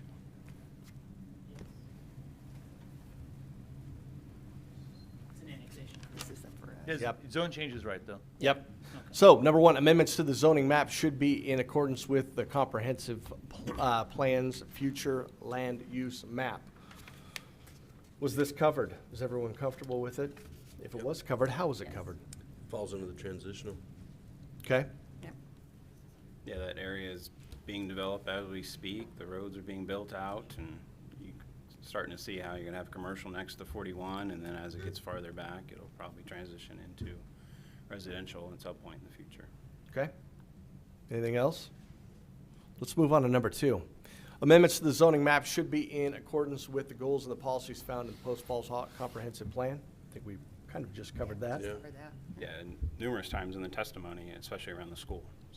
For sure. Number three, zoning is assigned to the following consideration of such items as streets classifications, traffic patterns, existing development, future land use, community plans, geographic or natural features. Encourage a balanced land use to help Post Falls remain desirable, stable, and a sustainable community. I think that we had, I don't want to say dozens, but it might almost be dozens of individuals that came up and spoke specifically to that. Is there anything to add? No. Nope. Agreed. Okay. Number four, commercial and high-density residential zoning is typically assigned along streets with higher road classifications. Anything to cover here? No, it is. It's right on 41 and Prairie, in that Yep. area. Nancy, anything else? Okay. No, I'm not picking on you. good. I'm Okay. good. Number five, limited or neighborhood commercial and lower density residential zoning is typically assigned for properties as they proceed further away from higher intensity urban activity. Ensure that the adequate land is available for future housing needs. Thoughts? Well, we're not gonna have residential. That'll be in the agreement. We've covered that. Yes. Okay, let's move on to number six. Industrial zoning is typically assigned to properties with sufficient access to major transportation routes and may be situated away from residential zoning. I don't think this is an applicable matter. Nope. I believe that covers that. So, unless there's any additional thoughts, Vicki, did you want clarification a little bit more on that height? Yeah, would you explain the height thing again? If we leave it as it is, they could go to 105 feet without any, without, So, yeah, as it is at 105, that would be the cap unless they came back before you for a special use permit to do the medical, hospitality, or vertical mixed use above that. Okay. So if you guys wanted to, then you guys could say, well, we would like to modify the 105 to 45, but then they would still have the opportunity To come in with a- back Come for back. to come back for special use Special permit. use permit. for as those called other on the code. options. Yes. Okay. so in that essence, it was- still can be taken care of, or at least addressed, and the opportunity provided with a special use permit. You would just be shrinking that from 105 to 45. Okay, I think. Does that make sense? So they can, I just want to make sure I have this right. And the special use permit would be for that medical or hospitality or vertical Only. mixed So use. only those two. Okay. Three. Three, Or but, three, yes. but without residential. But at this, but I'm Yeah, just, true. what I'm trying to cover Yeah, is good that, point. right, as it stands right now, they could go to 105 regardless. Right. Okay, so that's what we were trying to make sure limit. that it doesn't happen, that and then, I mean, if we lower it to 45, we just know that if they were gonna build one of those exceptional ones, the office, or I mean, the medical or something, they could come in and do it. But for anything else, they wouldn't be able to go to 105, right?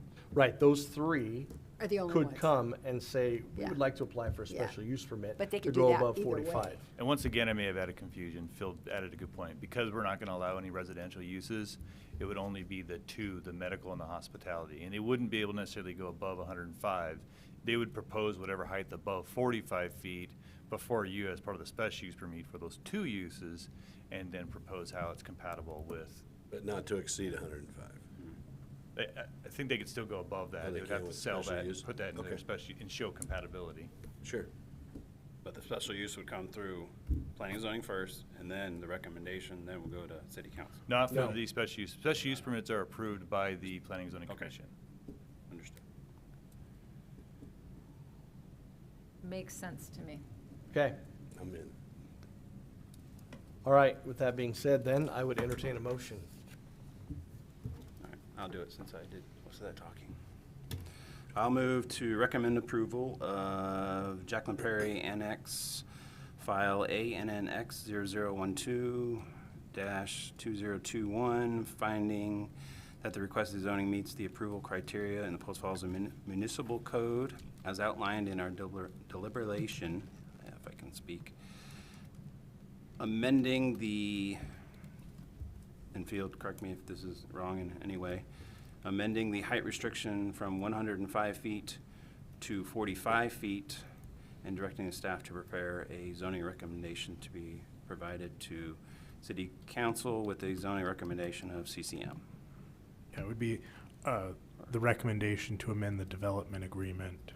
Recommend, Yeah, because it would be, the Okay. development agreement would go before city council so amend the development agreement to include the 45 to foot include the height 45 instead of the limitation. 105, and forward on to City Council. Good enough? Second. Okay, we've had a motion and a second. Any further discussion? Okay, call for a vote. Hampi, Yes. Ward, Yes. Davis. Yes. Carrie, Yes. Stephenson. Yes. Okay, so moved. One additional note for people that are watching, development agreements are recorded against the land, so it will run with that land no matter who owns it for the legal area bound for that annexation. So it'll Upon run property with, sale, it still Yeah, holds true. true. Yeah. That's Good to know. a good additional note to add. Thank you for doing that. And for all of you who did speak tonight in favor, obviously, I'm sure that there would be the recommendation that you would do the same thing as City Council reviews this down the road. Okay, commissioners, do we need a minute, or are we good? Yes, can we have a minute? Can we have a minute? Okay, we're going to take a quick 4.5-minute recess.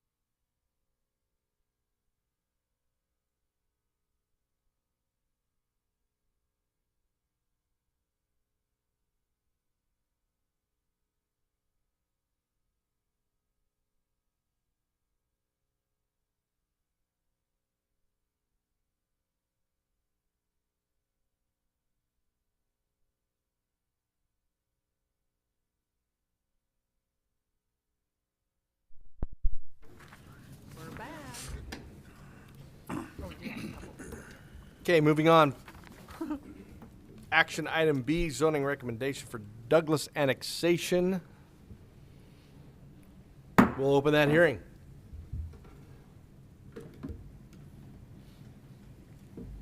Good evening, Commissioners. Ethan Porter, one of the planners here with the City of Post Falls, here to present the Douglas annexation, file number ANNX-2-2022.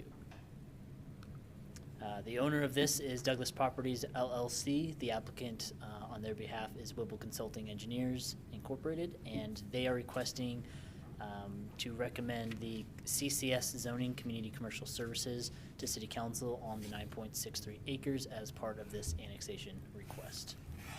So here you can see the project location hatched in red. It is alongside Zoros Road and Early Dawn Avenue. Early Dawn is on the south, running east and west, as you can see right here. And then you have Zoros running north and south to the east here. And so it is next to Highway 41, just a bit, roughly a quarter mile, I believe, right here. So that is where the project is located in this annexation request.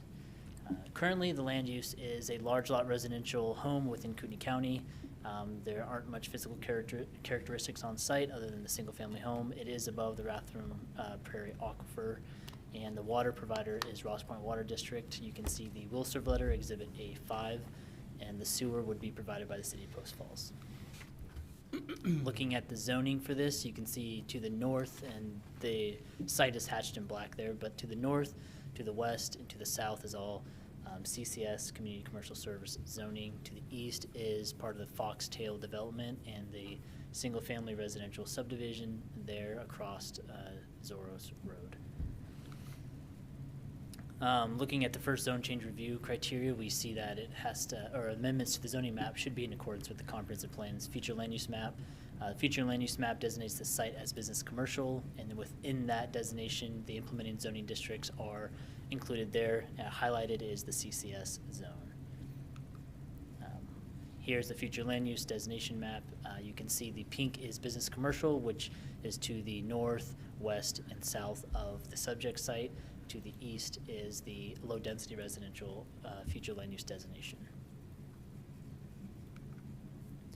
A lot of words here, but the purpose for the business commercial, kind of that future land use designation, is to provide a wide variety of general service, retail, professional, office, light industrial, artisan manufacturing, mixed uses that serve local and regional residents as well as the traveling public. It does promote a mixture of moderate high-density housing types within walking distance to the city center, neighborhood center, or corridor commercial uses, as well as civic uses and other amenities within Post Falls. And then the principal uses and characters are seen here. I highlighted a couple portions. It supports a mixture of housing types, improve pedestrian connections, and promote compatibility between permitted uses. Additional uses does allow multifamily and a technology park land uses that it goes in a little bit further in that. So that kind of makes up the business commercial future land use destination. Within the focus area, we see that it's in the 41 North. It is, forgive me for not highlighting it, but it is this property here, as you can see within and it's part of the 41 focus area, which basically provisions for multifamily, commercial, and tech uses near higher classified roadways, as well as development should provide pedestrian connectivity to all multi-use paths and trails, including the Prairie Trail, if possible. And so looking at the second zone change review criteria, we look at the amendments to the zoning map being in accordance with the goals and policies found within the comprehensive plan. Goal 5, 7, and 12 are listed there on the screen, also outlined in your staff report as well for your convenience. And then looking at some of the policies, highlighting some of them, not all of them are listed in the staff report, but here are a few, is Policy 7, encourages development of off-corridor access and circulation for commercial mixed-use areas abutting limited access arterials. And then Policy 8 is encourage compatible infill development, which this would be the case. It's a county island within the city of Post Falls. Policy 45 is listed there, basically guide annexation decisions by considering the master plans, provisions of necessary rights-of-way and easements, and studies that evaluate environmental and public service factors, timing, and obviously comprehensive plans and goals, which we're covering now. Looking at the next zone change review criteria, we look at zoning that is assigned following considerations of such items as street classification, traffic patterns, existing development, future land uses, community plans, and geographic or natural features. So the streets and traffic outlined in the staff report, Early Dawn Avenue and Zoros Road are both minor collector roadways, which is not anticipated to have negative impact from the proposed zone change, as staff commented on the staff report. Water and sewer also commented within the staff report that Ross Point Water District, as mentioned earlier, would be the water service provider, and the city of Post Falls would be the sewer provider. And within the sewer area, there's the 12th Avenue Force Main surcharge basin, so there would be surcharges in this area for the sewer. The next zone change review criteria we look at is commercial and high-density residential zoning is typically assigned along streets with higher road classifications. As previously mentioned, we're looking at Zoros and Early Dawn as both minor collector roadways, and these are in conformance with anticipated land uses and trip generations within the city's transportation master plan. Limited or neighborhood commercial and lower density residential zoning is typically assigned for properties as they proceed farther away from higher intensity urban activity is the next review criteria, which the request is for CCS and not necessarily applicable, as the CCS is a higher use and not a limited commercial. And this is noted that it is near Highway 41's main commercial corridor. Industrial zoning is being examined as the next zone change review criteria, which is not applicable as they are requesting industrial for this request. And so the agencies that this was routed to for comments, and of these agencies, what we received back were Kootenai County Fire and Rescue, stating that they'll comment during the review and permitting process. The Post Falls Police Department remained neutral on their comments, and then Post Falls Highway District had no comment. I can take any questions you have for staff at this point for the Douglas annexation proposal. I don't have any right now. Questions for annexation? What's the required buffer? Say like just mainly on the east side up against Foxtail. There wouldn't be one on there because the road, Zoros Road, is basically acting as that buffer, so they already had their roadway widths and the right-of-way allocated through this annexation that they would be giving up, if any, and so they would already have that separation because of the road. What is that in feet? How big is that road? Oops. Roughly. What, 30, I think, 35? It's the roadway width, is what you're saying? Zoros. I'll let Rob take that one. Good evening, Commissioners. Robert Pauls, Assistant City Engineer. Zoros Road is classified as a minor collector roadway. The standard right-of-way width for that is 85 feet. 80 feet. 85 is a major collector. And just so that you are aware, along the Foxtail subdivision, what they are doing on the east side, there's the the right-of-way width, and then they are providing a 5 to 10 foot wide tract next to the right-of-way, which they are developing as a green strip along that side. Cool. Okay. Thanks. Thank you. Any other questions for Ethan? Is Zoros, is that complete, that road complete along the side of this property already? Or they're completing Zoros? A portion of it has been completed by the Foxtail subdivision, and we will continue to see development of Zoros heading to the north as Foxtail develops and as properties are developed along the west side of that roadway as well. Can you explain what you mean, like part of it's been, do you mean like So- there's one lane to it, or? When a roadway is built and you do not have development on the other side and it's a brand-new roadway through undeveloped areas, we require a developer to build centerline plus 10 feet of that road, or a minimum of 28 feet of roadway. That way it's usable by traffic for two-way traffic at all times. Okay. Thank you. Okay. All right. I think we're good. Thank you very much. We'll invite the applicant. Good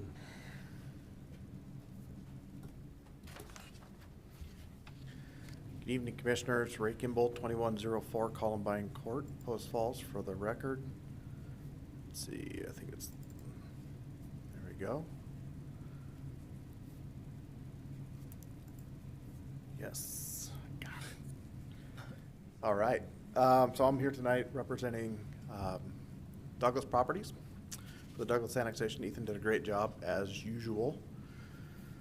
So here's the location of the subject property. The reason I used this vicinity map was really to just highlight where it is in the city and to show that it's this little infill pocket. So it's surrounded, all that white area around it is already in the city. So with regard to the future land use map, you've seen this already. The subject site is right there. It's in pink. It's that little rectangle, or the square. Wow, this mouse is nuts. Right here. And of course, this is the existing zoning map. And the subject site, you can see zoning on the northwest and south is already CCS. It's single-family residential R1 on the east across Zoros. And you can see just proposed zoning is just filling in that little hole right there. So with regard to the annexation criteria, one of the things that we have is it compatible with street classifications, traffic patterns, existing development, etc. So with it's pretty straightforward. Zoros and Early Dawn right here, those are both minor collectors.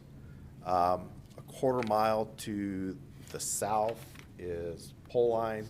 That's a major collector. Quarter mile to the north up here, this little purple road, that's Hope. That's also a major collector. Both of those major collectors, so Pole Line and Hope, have traffic signals going in right now. And of course, we're an eighth of a mile east of Highway 41. So it is right there. It's in that high intensity, high commercial use, high traffic areas. It's surrounded on pretty much all sides with high classification streets, which lends itself exactly for this type of CCS, high density or high intensity use. So with regards to the other annexation criteria, commercial and high density residential zoning is supposed to be assigned along streets with a higher road classification. That's exactly what this is.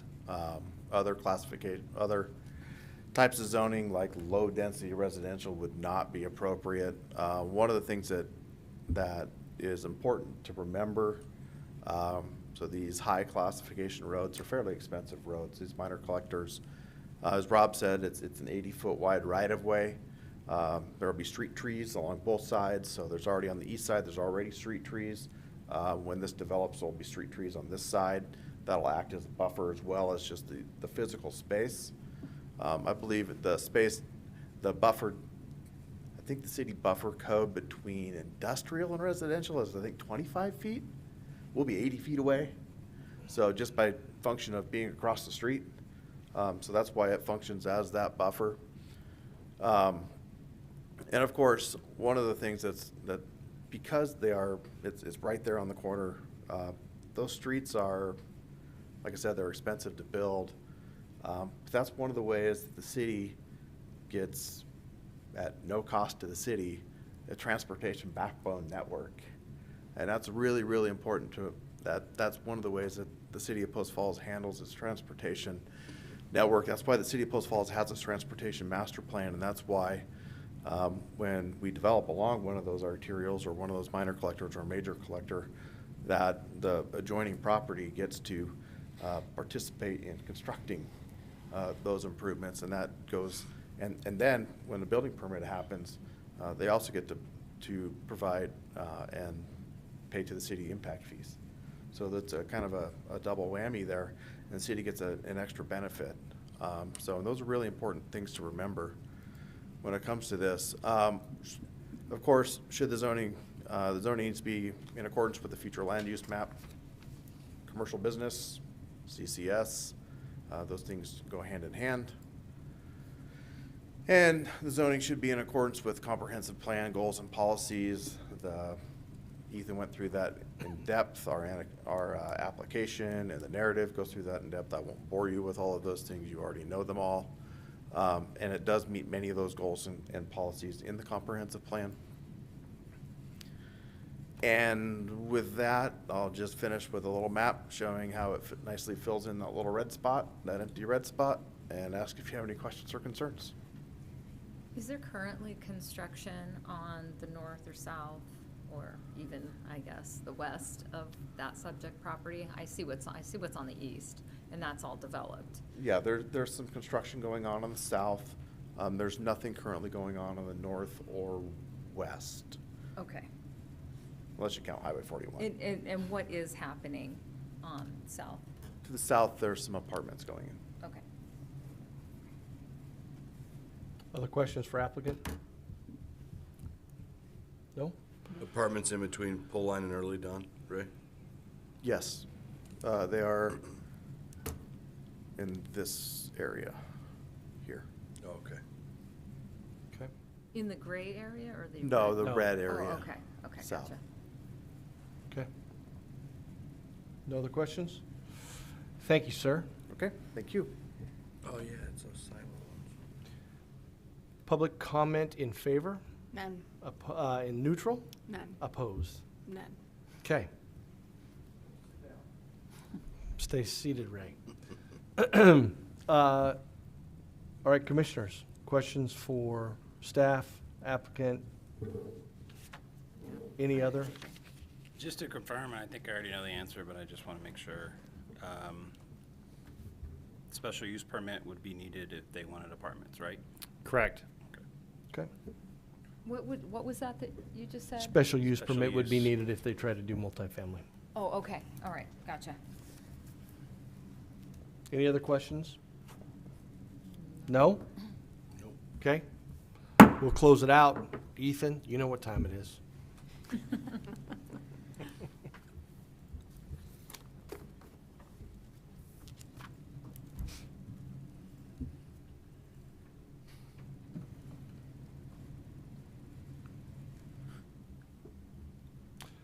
All right, we'll run through review criteria one more time. Amendments to the zoning map should be made in accordance with the comprehensive plan and future land use map.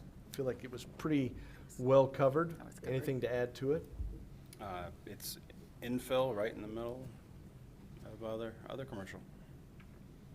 Okay? So just to clarify, it would be good to kind of hit on how it was covered a little bit more, just for the decision process as far as. I think that we see that it was covered by both staff and applicant, but does anybody want to expound on that? I guess even just, mentioning what the future land use map says, and then. Well, it's just kind of infill, and it's consistent with what's there. It would be business Already. I commercial mean, in it's future, completely consistent the with business commercial what's in kind of future around land it. map. Yeah.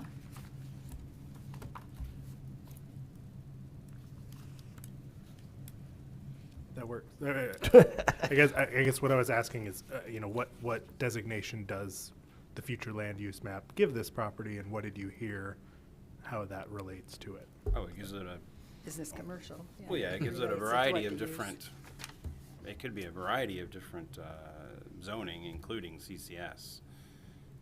And if you look at the map, it's kind of up and down. It's right against 41, so that's normally where you're going to have your commercial. So this is just an infill pocket right in there, and CCS would match what the future land use map would allow.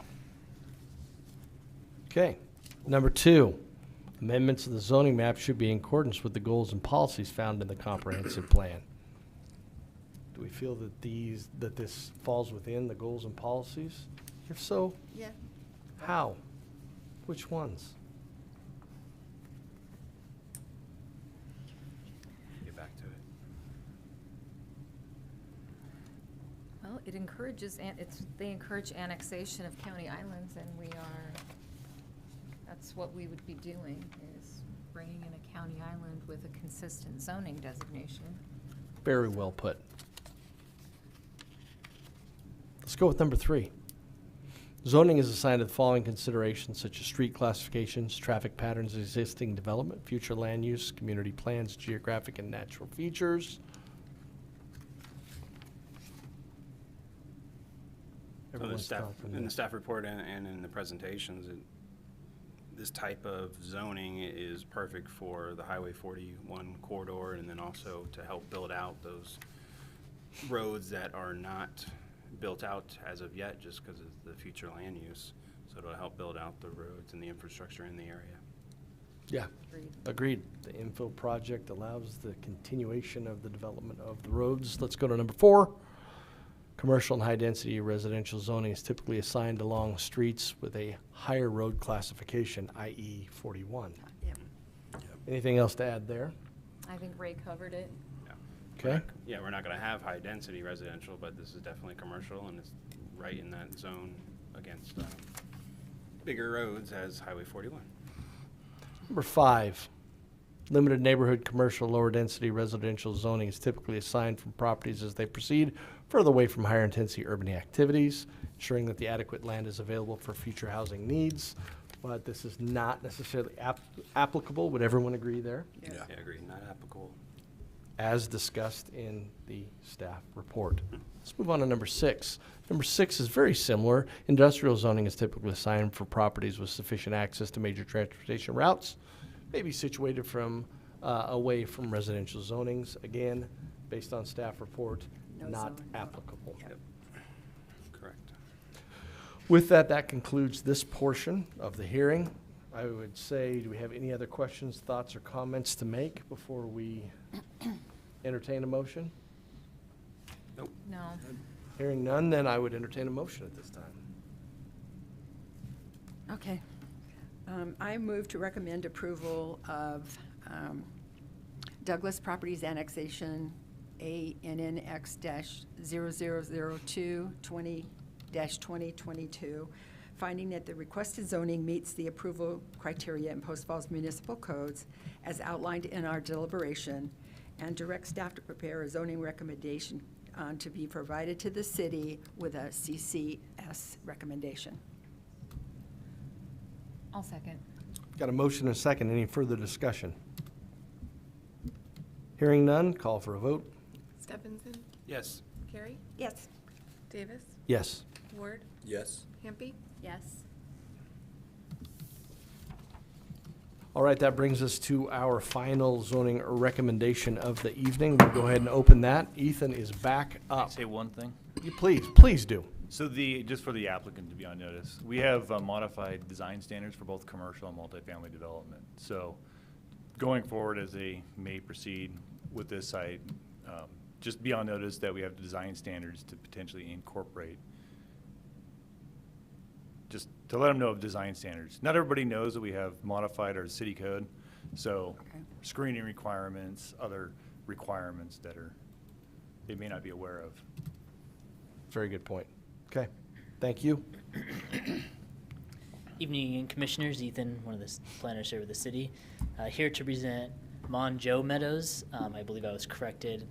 That is correct, right? Okay, Mongeau Meadows, the annexation and subdivision. This is a concurrent annexation request as well as subdivision. For the record, that's why I had you say that and not me. I did catch that, so. For this project and request, the owner is Wild Horse Investments LLC. The applicant is Whipple Consulting Engineers, and they are requesting 2 things tonight. So for the annexation portion and the request, that they asked you that you recommend zoning for single-family residential R1 on approximately 3.91 acres. And then for the subdivision aspect of this, they are seeking approval to subdivide the approximate 3.91 acres into 17 lots, contingent, of course, upon planning and zoning recommendation of the zoning designation and the annexation approval from City Council. With all that being said, here's the project located right south of 16th Avenue. You can see running east and west. Quail Run Boulevard is right here running north and south. And then that is where that site is hatched in red. So, looking at the current land use, it's large lot residential within Kootenai County. Currently just a single family home on it. There aren't many physical characteristics or natural features other than it's above the Jacklin-Prairie aquifer. The water and sewer and wastewater and sewer would both be provided by the city of Post Falls for this site. Looking at the zoning, we can see that the white is county, and you can see the R1 single family to the north, that subdivision there, as well as to the south a little ways, but most of it is surrounded by county lands within Kootenai County. Looking Right now, at the annexation and the zoning, zone change review criteria, we see that the amendments to the zoning map should be in accordance with the future land use map. Once again, our future land use map designates this as low-density residential. There you can see the implementing zoning districts. R1 is highlighted. That is what they are requesting for this proposal. The future land use designation map is there. The site is hatched in black, and you can see that pretty much everything on that map is low-density residential other than the business commercial to the south west there. The focus area for this is the Central Island area. It does discuss in the conference plan that it's particularly hard and a challenge to incorporate some of these lands as they've been kind of a larger pocket and island within the city that is made up of Kootenai County property. So just to highlight a couple portions on the bottom there, forgive me if it's hard to see, but it promotes infill development in this context area as well as prioritize annexation opportunities for the Central Island focus area. So I think that is what they are trying to achieve today. Looking at the second zone change review criteria, we look at the goals and policies within the comprehensive plan, making sure that zoning is in accordance with those. Goal 5, 7, and 12, once again listed here. You can see that those goals are also outlined in the staff report for this proposal. Some of the policies we can see, policy 1, support land use patterns that maintain and enhance community level service, foster long-term physical health of the community, maintain and enhance resident quality of life, promote compatible and well-designed development, and then implement the goals and policies, the conference plan, which is what we're doing currently. Policy 2 discusses the zoning designations and making sure that they're applied with careful considerations based on future land use mapping, which we were just looking at, the compatibility with surrounding land uses, infrastructure and service plans, existing and future traffic patterns, and once again, goals and policies. So a lot of that is outlined in the staff report, kind of in detail, more so from staff comments. Policy 8 and 15 are listed here as well, and this is covering compatible or encouraging the compatible infill development, which I mentioned and touched on a little bit previously. And then policy 50 is ensure that adequate land is available for future housing needs, which, as we also heard from Kiki tonight, that housing is kind of a need, and this would supply that need to a degree. Looking at the next zone change review criteria, we are looking at the zoning and that it's assigned following considerations based on the street classification, traffic patterns, existing development, future land uses, community plans, and geographic or natural features. So 16th Avenue is a major collector. Staff report comments that it can accommodate 4,000 to 12,000 vehicles per day, which is projected volumes for the 2035 along this roadway, that it would accommodate the needs for that. The Rathdrum-Prairie Aquifer also mentioned already, and then the proposed zoning is compatible with the land uses anticipated within the city master plans.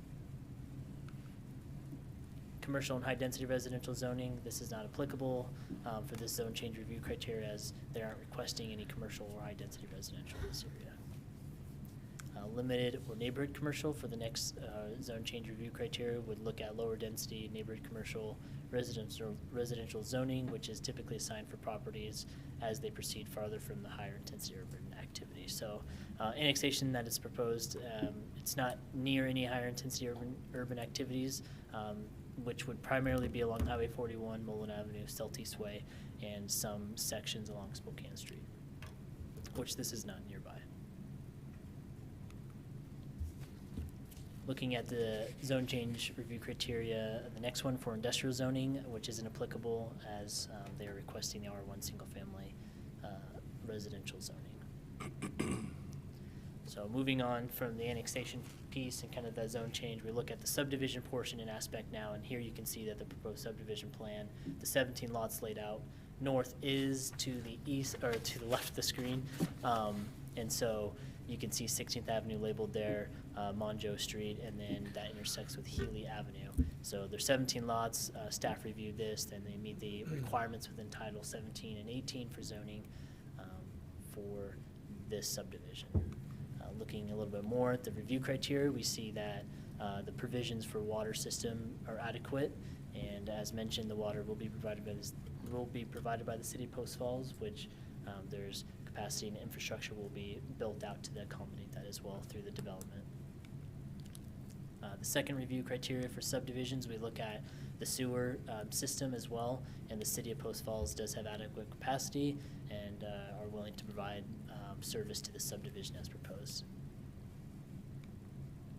And then the third review criteria for subdivisions, the streets consistent with the transportation element of the comprehensive plan. Kind of discussed a little bit on that already, but the staff comments were the subdivision should not have any negative impacts on the local transportation system. And then it is conditioned in number 8 that direct access from residential lots onto 16th Avenue will be prohibited. Subdivision review criteria 4 looks at the soil and topographical conditions presenting hazards and identified that, or those that are identified, proposing uses of these areas that are compatible with such conditions. So the site is located again over the aquifer. There are no known soil or topographical conditions which have been identified as presenting hazards on the site.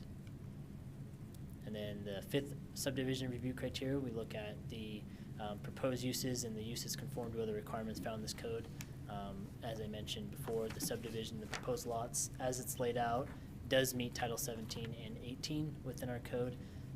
And then obviously the subdivision being contingent upon approval for the annexation approval from City Council.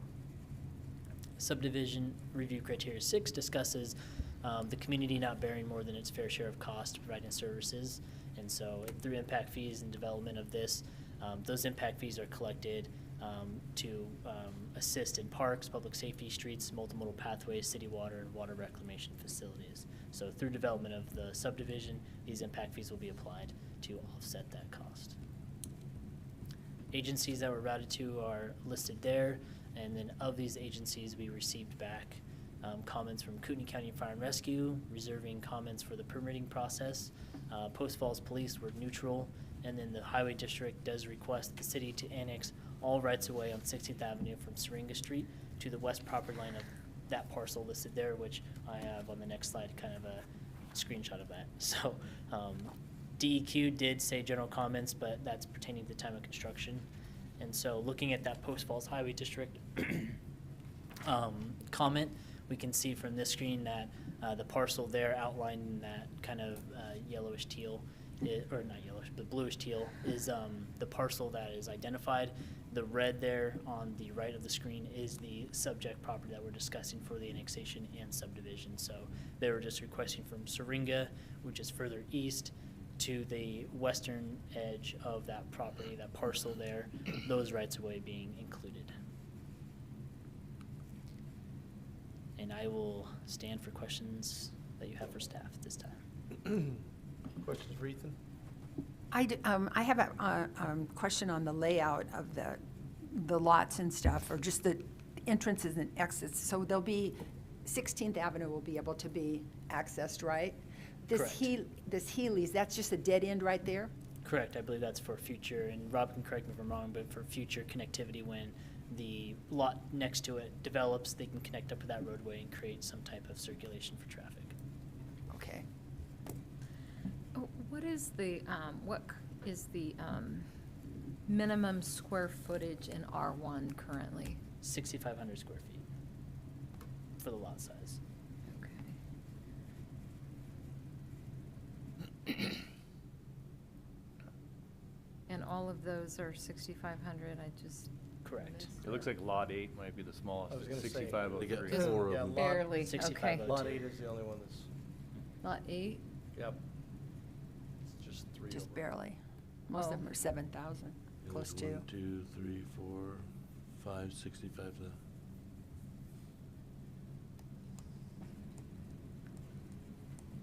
Other questions for Ethan? Nope. Nope. Nancy, we good? I'm good. Good? Yeah, Okay. good. Thank you, sir. Invite the applicant up. Thank you, Ethan. Break and Bowl 2104 Columbine Court here in Post Falls.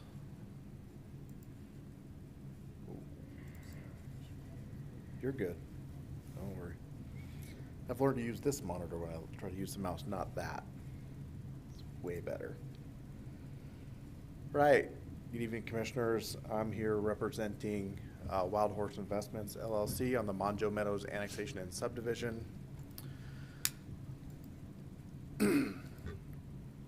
So vicinity map, this is where the parcel is located. Ethan went through that very, very succinctly.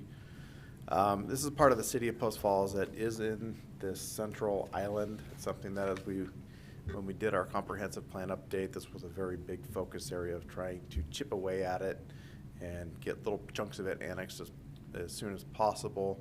High priority was put onto that. And it's one of those, it's a little pocket of Post Falls that's really hard to get development in because there's so many already existing really small parcels. And you can see those surrounding it. So you can see in the areas, you've got the American Drive subdivision right here. Those are all, if you didn't know it, you'd think they were city lots. There's a lot of the streets over here towards East Valora. Those are all, they're all on septic systems, but you'd think they were city lots, but they're not. They're county. And so our project site is of course right here. Straight to the north is, I think it's Singing Hills or Windsong or one of those. I'm not sure which one it was. It's one of the phases of that. And so we're just popping straight across the street, straight across 16th. We're doing an R1 annexation proposal. The comprehensive plan map is pretty straightforward. It says it should be low density residential. R1 fits both the surrounding land uses as well as the adjacent land use. Zoning, so of course it is compatible with the street classification. 16th is a major collector. We'll be building a local street off of that, and as you saw in the subdivision plan, we have little stub outs to the south and to the west so that we can connect out and create an internal local street network.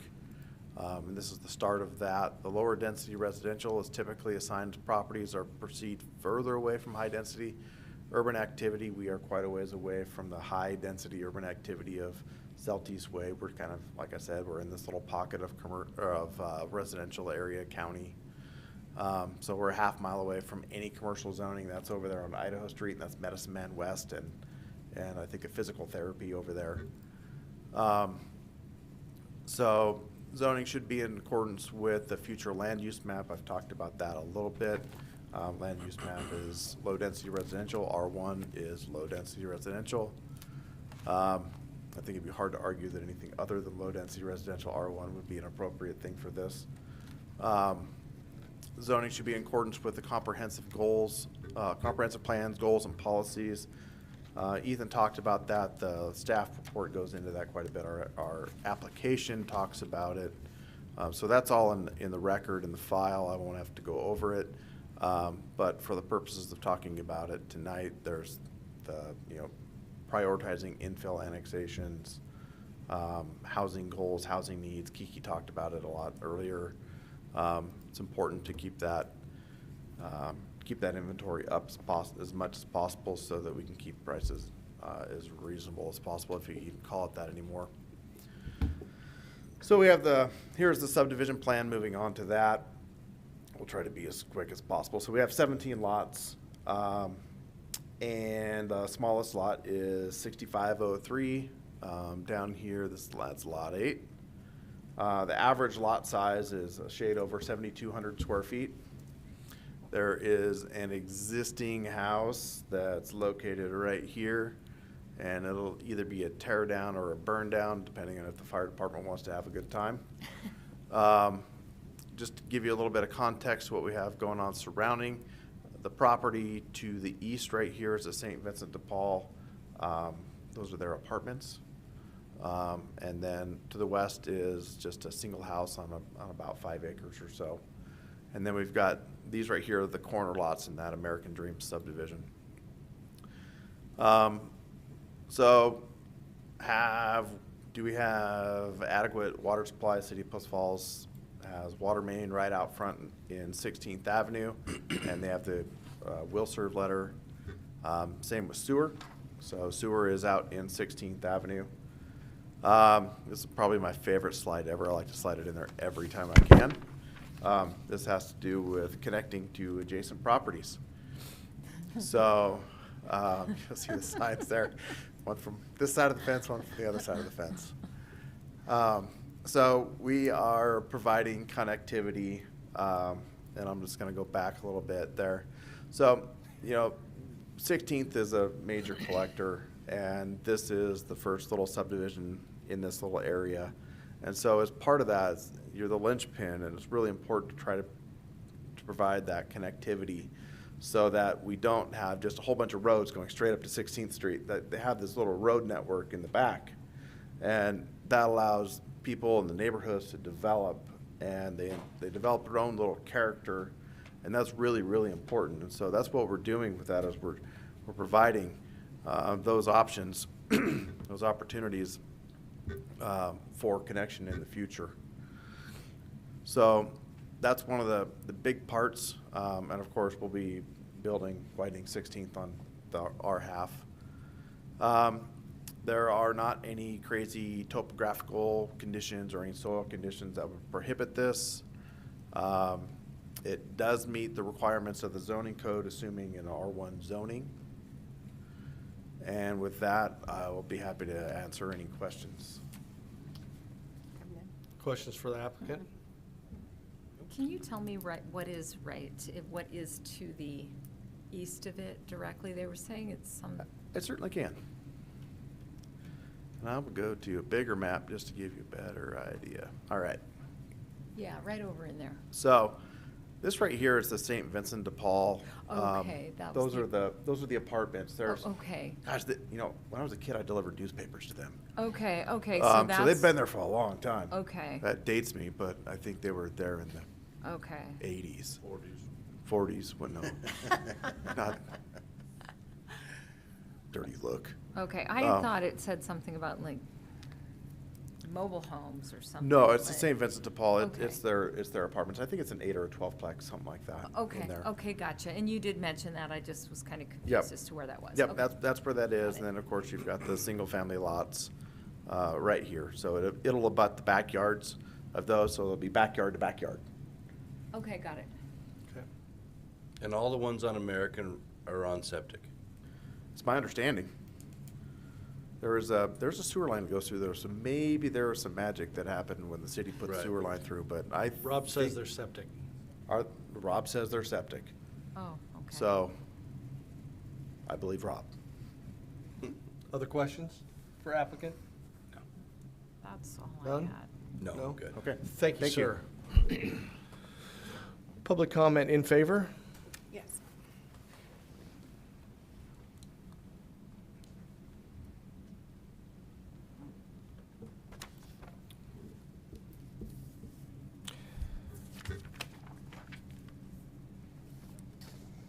Okay. In favor, not wishing to speak, is Dylan Oliver. Also in favor, not wishing to speak, is Michael Stegman. Okay. Duly noted for the record. Do we have any neutral? None, any opposed? None. Okay. So again, you can stay seated. No need for rebuttal. I would ask if commissioners have any questions, anything that needs clarification. No, that's pretty straightforward. Well, I'm kind of a little bit confused. So the request is to recommend the R1 zoning, but then, so the annexation or the subdivision, so what comes first and how is that supposed to act? The annexation. So, the annexation comes first. Well, I'm sorry, the subdivision. They're asking for subdivision. Right, so the annexation goes forward. You will go through the review criteria. You'll make the recommendation to city council on the zoning. On the zoning, correct, yes. And then city council will make the decision as to the annexation and the initial zoning at a future date.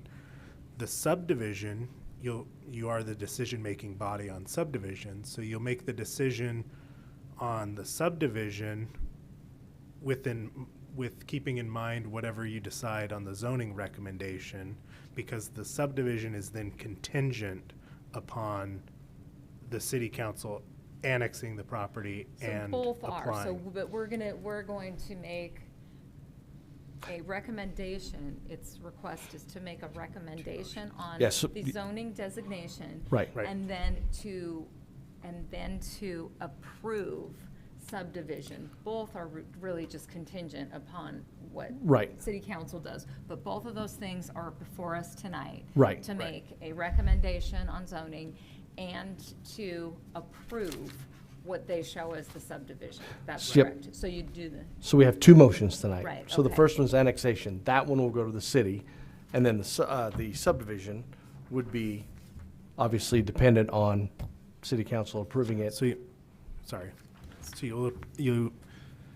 if you decide to approve the subdivision, one of the conditions will be contingent upon city council Council annexing the property at the R1 I designation. think what I'm getting at is, are we expected to do two motions Yes. tonight? One, and which would come first? The annexation. The annexation, So, because well, we're not, but we're only recommending But you're zoning, not annexation. We're only recommending the Right. zoning.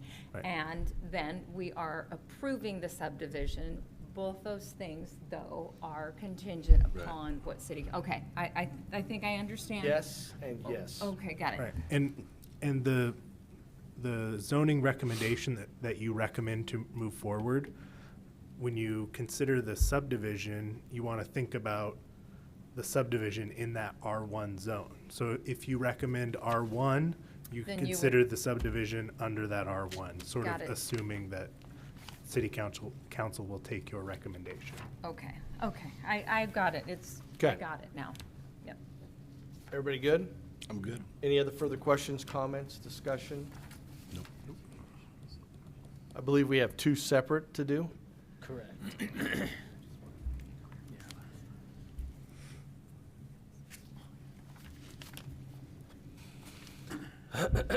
Annexation first?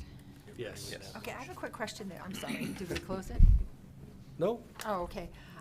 Figure out how you do So you have items to be considered for inclusion, so how do we word those? They're not conditions on the annexation. Expound on that just a little bit. What do you mean? Well, on here, on the second, on my page, and here you have, there were two items Yeah. to be considered for inclusion in an annexation agreement. Yeah, that'll go before the city council as So I part of don't their have to- annexation. that You doesn't don't have have to worry to be about that. What included we're in the looking at is motion? does the proposed zoning meet the review criteria and make the motion towards zoning? Then we'll take those those parts of the annexation agreement, then will be tied into going to council. Okay, so that, As okay, part so of we don't their have to decision at that consider time. any of that or put that in anything. Okay, Okay. great. It's there So- just in case something came up out of this that would have needed to add to that. But Okay. nothing came out this evening to go into that items to be included. Right. Okay, so we're closing it out. We're going into zone change. Number one, amendments to the zoning map should be made in accordance with the comprehensive plan, future land use map.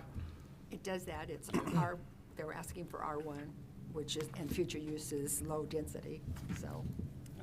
That whole area, if it's in the city, is R1 in that area already. Okay? Number two, amendments to the zoning map should be in accordance with the goals and policies found in the comprehensive plan. Yes, our goals We are basically to, just covered that, yeah, plus it's to promote infill, which this is doing. especially in that particular area. It's a good fit. Number three, zoning assigned the following considerations such as street classifications, traffic patterns, existing development, future land uses, community plans, geographic or natural features. Covered it. Yeah, so. How did we cover it? So R1 in this area starts to build out that infill area that looks to be a bigger county pocket that we have.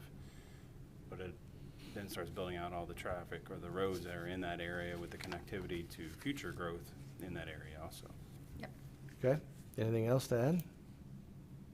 No? Number four, commercial and high-density residential zoning is typically assigned along streets and higher road classifications. I can answer that one, not applicable. There you go. Correct. Followed by, limited neighborhood, commercial, and lower-density residential zoning is typically assigned for properties as they proceed further away from intense urban activity, ensuring that adequate land is available for future housing needs. It does.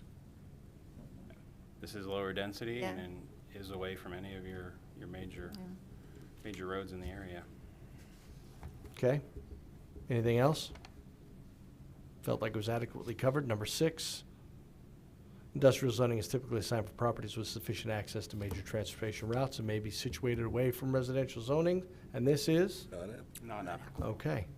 Let's move on. Do we want to go ahead and go through? Let's go ahead and entertain a motion for the recommendation of annexation. I will. I would move to recommend approval of, is it Mongeau? Meadows? Annexation 0003-2022, finding that the requested zoning meets the approval criteria in the Post Falls Municipal Code as outlined in our deliberations, and direct staff to prepare a zoning recommendation of R1 to be provided to the City Council. Second. Got a motion and a second. Any further discussion? None? Call for a vote. Hamby, Yes. Ward, Yes. Davis, Yes. Carey, Yes. Stephenson. Yes. Let's do subdivision review Hey, criteria. Just one little note on that Annex 0003 dash, it's 2021. The 2022 is for the subdivision Oh, that she read in. oh, it's 2-2. I believe 2-2, they're then actually supposed to be 2022. They're Okay. 2022 on here. Oh, okay. 2022 On on mine the I agenda, have, but on the the annex is heading. 2021. Okay. What's one of those? Is it New supposed- guy is gets it the supposed to be updated 2022? stuff. 2022. Yeah. Yeah, they threw that, just the heading. Just 'cause they do that, wouldn't Just to say throw us nothing. off. All right, number 1. It's correct on the agenda. Yeah. Definite provision has been made for water supply system that is adequate in terms of quantity and the quality for the type of subdivision purposed. Do we remember the applicant saying that there was There's a a water City main right on water, 16th. city water is available. gold star for all of you? Number 2, adequate provision has been made for public sewer system that can be existing, that the existing municipal system can accommodate for the purpose of sewer flows. Yes, sewer is available. Yeah, sewer's already in that area. Okay, staff covered. Number 3, proposed streets are consistent with the transportation element of the comprehensive plan. Yeah, 16th yeah. Street is a Major. major collector, and then we'll have our neighborhood streets that'll go in per code. Okay, number 4, all areas of the proposed subdivision which may involve soil or topographical conditions presenting hazards have been identified, and the purpose uses of these areas are compatible with such conditions. None were noted. Yeah, nothing was noted, and DEQ will do their part later down the road. So staff, applicant, and DEQ have it covered. Number 5, the area proposed for the subdivision is zoned for the purpose uses, and the uses conform with the other requirements found in this code. I would agree with that. R1, All R1. it's across the street. Okay? Yeah. Compatible, compatible? Yes. Okay? Number 6, the developer has made adequate plans to ensure that the community will bear no more than its fair share of costs to providing services by paying fees, furnishing land, or providing other mitigation measures off-site impacts of streets, parks, and other public facilities within the community. It is the expectation that, in most cases, off-site mitigation will be dealt with through the obligation to pay development impact fees. It was discussed.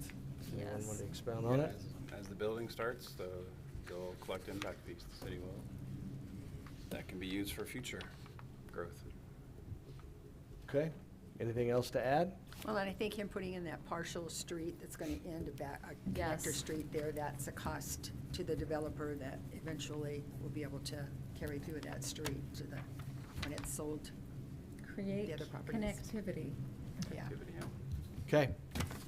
Believe that takes care of that. So we've covered. Unless there's anything else, we would look for a motion on the subdivision recommendation or motion. Okay, I move to approve Mongeau, Meadows Subdivision, SUBD 0003, 2022, finding that it meets the approval criteria in the Post Falls Municipal Code as outlined on our deliberation, subject to conditions 1 through 10 contained in the staff report, and direct staff to prepare a written reasoned decision. It's R1 zoning? Do I have to put that, with R1 zoning? I second. Okay, got a motion and a second. Any further discussion? Okay, let's call for a vote. Stephenson? Yes. Carrie? Yes. Davis? Yes. Ward? Yes. Hampi? Yes. Mr. Manley, administrative staff reports. None. Commission comments. A lot of talking, but anything else to add? Thank you for the shrimp. The trash is getting picked up. Yes, yes, if Ross was here, Yeah, I'm sure he he'd would appreciate it. Yeah. Yeah, that has been That's quite. been a one-man goal. We ought to hunt him out and give him a city award. Is that what he's doing tonight? He's been out No, there. no, but the individual No. that was featured in the press that's Oh. been going out and doing all the Now, there's a cleanup. guy that lives off Atlas that goes out there on his bike every day. He's out there rain or shine picking up trash. He must do 10, 15 big bags a day. Wow. Yeah. Good individual in Leave the that up to community. you, John. We appreciate it. Take care of that. Okay, if there's nothing else, I'd look for a motion to adjourn. I so move.